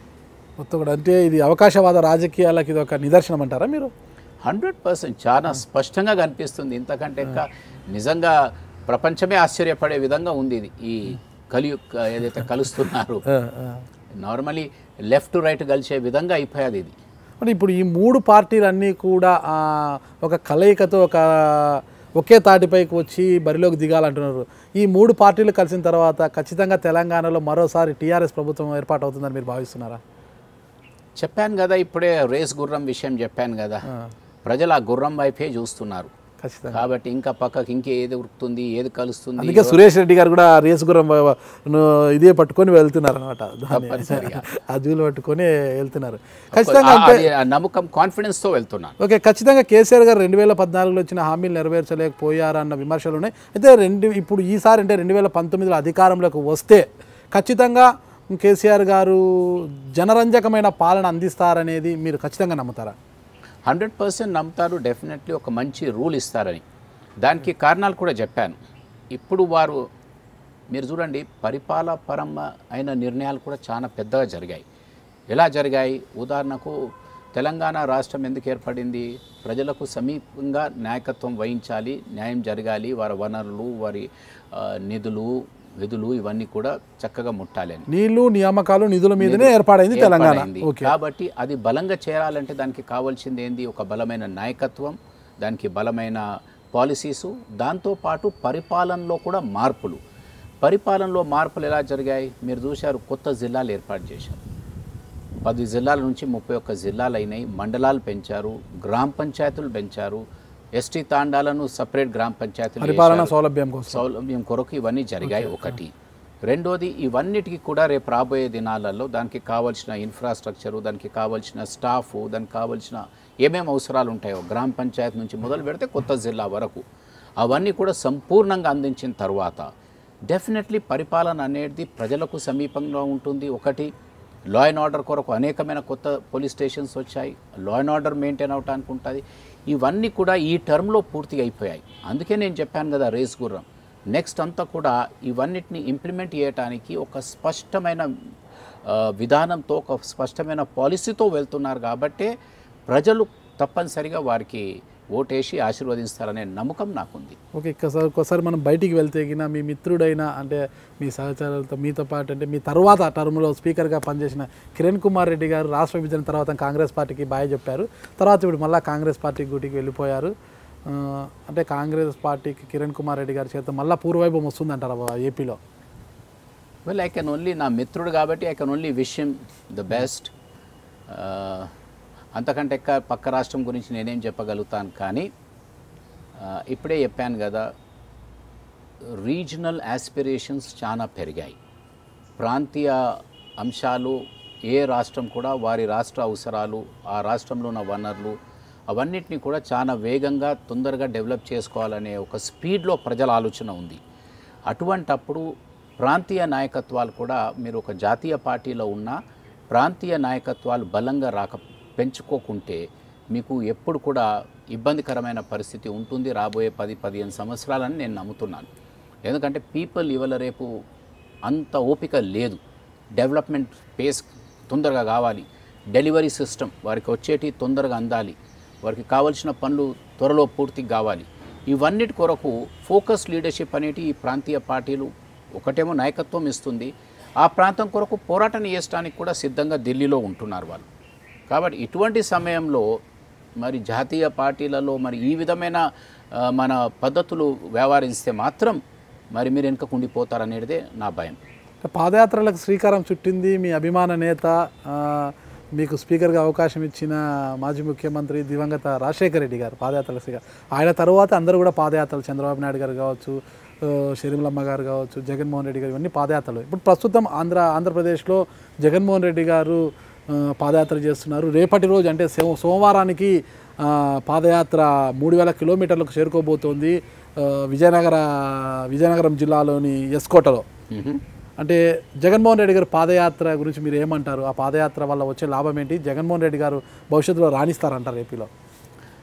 పాదయాత్రతో డెఫినెట్లీ లాభం ఉంటుంది. ఒకటి, జగన్ గారికి ప్రజల మధ్య ఉండే అవకాశం, ఒకటి ప్రజల్ని విశ్వాసంలో తీసుకునటానికి, ప్రజలకు వారిపై విశ్వాసం పెంచడానికి అది ఒక మంచి మార్గం ఒకటి. రెండవది, నాగరాజు గారు, ముఖ్యమైన అంశం ఒక రాజకీయ నాయకుడికి ప్రజల మధ్యన ఇబ్బందికరంగా నడిచే సమయంలో ఎంపతి అనేది పెరుగుతుంది. ఎంపతి అనేది చాలా అవసరం ఒక రాజకీయ నాయకుడికి. ఆ ఎంపతి ఉంటే మనము హ్యుమానిటేరియన్గా మంచి ఆలోచనలతో, మంచి భావాలతో, రకరకాలుగా ప్రజా సంక్షేమం కొరకు ఆలోచించడానికి ఆ ఎంపతి అనేది మనలో బిల్డప్ అవుతుంది. రాజశేఖర రెడ్డి గారిలో కూడా నేను చాలా మార్పు చూశాను. పాదయాత్ర కంటే మొదలు, పాదయాత్ర తర్వాత ప్రతి పేదవాడి గుండెలో ఏముంది, ప్రతి పేదవాడి ఇంట్లో ఏం బాధ ఉంది, ప్రతి పేదవాడి మనసులో ఎలా ఆలోచన ఉంది, వాడి పిల్లల గురించి, భవిష్యత్తు గురించి ఎలా ఆలోచన ఉంది, ఇవన్నీ కూడా మీరు నెలలకు నెలలు వారి వెంట ఉండి ప్రయాణిస్తున్నారు. కాబట్టి అవన్నీ కూడా మీకు అవగాహన అవుతాయి. మీ మనసులో మార్పుకు ఒక మంచి స్థానం కల్పిస్తుందని ఈ పాదయాత్రలు మీకు ఉపయోగపడతాయి. ఒకటి. రెండవది, జగన్ స్టిల్ యంగ్స్టర్, వారు ఇంకా యువకుడే, ఈ 8 ఏళ్ళు రాజకీయాల్లో ఉన్నా ఇంకా వయసున్న నాయకుడే కాబట్టి డెఫినెట్లీ రాబోయే దినాలలో వారి నాన్నగారు ఇచ్చిన సేవలకు మరి ఆయన తీసుకున్న ఈ చర్యలకు డెఫినెట్లీ మంచి రోజులు వారికి కూడా వస్తాయి. ప్రజాస్వామ్యంలో ప్రజలు ఎప్పుడో ఒక్కొరికి ఇయ్యారు కదా, ప్రతిసారి 2019లో జగన్మోహన్ రెడ్డి గారు సీఎం అవుతారని మీరు భావిస్తున్నారా? వెల్, జగన్మోహన్ రెడ్డి గారు ముఖ్యమంత్రి అవుతారా ఇంకెవరు అవుతారా అని పాదయాత్ర నేపథ్యంలో 2019 ఎన్నికల్లో జగన్మోహన్ రెడ్డి గారు ఖచ్చితంగా సీఎం అవుతారని మీరు భావిస్తారా? Definitely is got a good chance అని నేను భావిస్తాను. Is got a good chance. Last time miss అయ్యాడు, బహుశా ఈసారి ఈ stands a good chance. Okay. అయితే జనసేన పార్టీ అంటే జనసేనుడైన పవన్ కళ్యాణ్ గారు, పవర్ స్టార్, సినిమాలలో పవర్ స్టార్గా ఉన్న పవర్ స్టార్ పవన్ కళ్యాణ్ గారు జనసేన పార్టీని పెట్టారు. ఈసారి తెలంగాణలో కూడా పోటీ చేస్తామంటున్నారు. ఇటు తెలంగాణలోనూ అటు ఆంధ్రాలోను ఆంధ్రప్రదేశ్లోను జనసేన పార్టీ యొక్క ప్రాబల్యం ఎలా ఉండబోతుంది అంటున్నారు? But Pawan Kalyan is a very popular actor. బాగా యూత్లో మాస్లో చాలా మంచి యాక్టింగ్ ఒక పవర్ స్టార్గా మంచి ఫ్యాన్ ఫాలోయింగ్ చాలా పెద్ద ఎత్తున ఉంది. వారి అన్నగారికి కూడా ఇంకా వారికంటే ఎక్కువ ఉంటుంది, చిరంజీవి గారికి ఫిలిం ఇష్యూలో. రాజకీయ పరంగా వచ్చే వారికే, ఎందుకంటే ప్రజలు డెఫినెట్లీ డిస్టింగ్విష్ చేస్తారు. పవర్ స్టార్గా పవన్ కళ్యాణ్ గారు పవర్ఫుల్ నాయకుడుగా పవన్ కళ్యాణ్ గారు ఎలా రోల్ ప్లే చేస్తారు అనేది అవగాహన చేసుకునే శక్తి అటు ఆంధ్ర ప్రాంతంలో తెలంగాణ ప్రాంతంలో ఉన్న ప్రజలకు ఉంది. And definitely is also youngster. మరి ఆంధ్రాలో వారి పాత్ర ఆంధ్రప్రదేశ్లో ఎంతవరకు ఉంది, ఏ రాజకీయ పార్టీకి ఇబ్బంది పెడతారు, ఏ రాజకీయ పార్టీకి లాభం చేస్తారు అనేది అది ఎలక్షన్స్ తర్వాత అర్థమవుతుంది మనకు. తెలంగాణకు వచ్చే వరకు డెఫినెట్లీ తెలంగాణలో కూడా పవన్ కళ్యాణ్ ఫ్యాన్స్ చాలా ఉన్నారు. కానీ తెలంగాణలో మాత్రం డెఫినెట్లీ అంత ఇంపాక్ట్ఫుల్ అయితే ఉండదు రాజకీయ పరంగా. Definitely it won't have much impact. ఉంటుంది అక్కడక్కడ, బహుశా వారు పబ్లిక్ మీటింగ్స్ పోతే ప్రజలు చాలా వస్తారు, చప్పట్లు పెడతారు, అదంతా సంతోషంగానే ఉంటుంది. But definitely in Andhra Pradesh is a man to reckon. Okay sir, ఇక చివరిగా తీసుకుంటే నిజామాబాద్ ముద్దుబిడ్డగా మీరు, నిజామాబాద్ జిల్లాకు ముద్దుబిడ్డగా మీరు ఉన్నారు. ఎందుకంటే ఆర్మూరు, బాల్కొండ అంతా కూడా మీరు పనిచేశారు. ఒక నిజామాబాద్కి ఒక ముద్దుబిడ్డగా పేరుగాంచారు. 2019లో తిరిగి టీఆర్ఎస్ అధికారంలోకి వస్తే నిజామాబాద్కి మీ తరపున ఎలాంటి గిఫ్ట్ ఇవ్వాలనుకున్నారు అభివృద్ధి విషయంలో? నిజామాబాద్ జిల్లా ప్రధానంగా వ్యవసాయ రంగానికి సంబంధం ఉన్న జిల్లా కాబట్టి వ్యవసాయానికి కావాల్సింది 2 ప్రధానంగా నీరుంది, రోడ్డు రవాణా ఉంది, వ్యవసాయం బాగుంది. ఆడ ఇవన్నీ బాగున్నాయి, కానీ ఇంకా బాగు చేయడానికి అవకాశాలు ఉన్నాయి. ఓకే. సో అది ఇంప్రూవ్మెంట్ కావాలి. నాకు మేజర్గా ఇరిగేషన్, నీటిపారుదల విషయంలో నిజామాబాద్ జిల్లాకు ఇంకా న్యాయం జరగవలసిన అవసరం ఉంది. నీటి వనరులు, గోదావరి జలాలు కావచ్చు, ఇటు ఇంకా మిగతా లోకల్గా ఉన్న నది జలాలు కావచ్చు, అది సంపూర్ణంగా జిల్లాకు అందించడానికి కొన్ని కార్యక్రమాలు మిగిలిపోయాయి. అది చేస్తాం ఒకటి. రెండోది, పారిశ్రామిక రంగంలో ఇండస్ట్రియలైజేషన్ ఇష్యూకి వస్తే డెఫినెట్లీ అగ్రో బేస్డ్ ఇండస్ట్రీస్ని, ఎందుకంటే వ్యవసాయం చాలా బలంగా ఉంది కాబట్టి వ్యవసాయ ఆధారిత అటువంటి ఇండస్ట్రియల్ డెవలప్మెంట్ కొరకు మేము ఆల్రెడీ నిజామాబాద్ జిల్లాలో ఒక పెద్ద ఫుడ్ పార్క్ ఇప్పించాం. ముఖ్యమంత్రి గారితో మాట్లాడి దాన్ని త్వరలో పెద్ద స్థాయికి డెవలప్ చేపిస్తే రైతులకు అక్కడ మంచి గిట్టుబాటు ధర ఉంటుంది, అష్యూర్డ్ మార్కెట్ ఉంటుంది, నిరుద్యోగ యువకులకు కొన్ని ఉద్యోగ అవకాశాలు ఉంటాయి, చిన్న చిన్న వ్యాపారస్తులకు ఆడ వ్యాపారం పెంచుకునటానికి అవకాశాలు ఉంటాయి. ఈ విధమైన ఆలోచనతో ముందుకెళ్తున్నాము.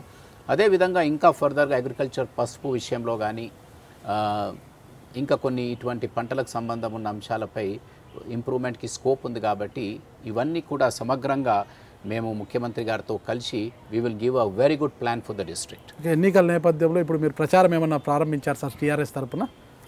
నేను ఇప్పుడు నెక్స్ట్ 2-3 డేస్లో నిజామాబాద్ వెళ్తున్నాను. చాలా సమయం నేను అక్కడనే ఉంటాను. అక్కడ డెఫినెట్లీ పార్టీ ఎలా నన్ను ఉపయోగించుకుంటుందో ఆ విధంగా నేను పనిచేస్తాను. Okay sir, thank you. ఇప్పుడు చూశారు కదండి, మాజీ స్పీకర్ కేఆర్కే సురేష్ రెడ్డి గారు పార్టీ మారిన సందర్భంలో ఆయన చెప్పిన విషయాలు, అంటే పార్టీ మారడానికి దారితీసిన కారణాలు ఏంటి, అసలు ఏ పరిస్థితుల్లో తాను పార్టీ మారాల్సి వచ్చిందో స్పష్టంగా ఇక్కడ చెప్పారు. అయితే సురేష్ రెడ్డి గారు పార్టీ మారడానికి చెప్పిన కారణాలతో మీరు ఏకీభవిస్తారా లేదా అనేది ఇంటర్వ్యూ చూసి మీ అభిప్రాయాల ద్వారా తెలియజేస్తారని ఆశిస్తున్నాను. సెలవు. Thank you sir. నమస్తే. Thank you. Wonderful. Thank you sir. Bye.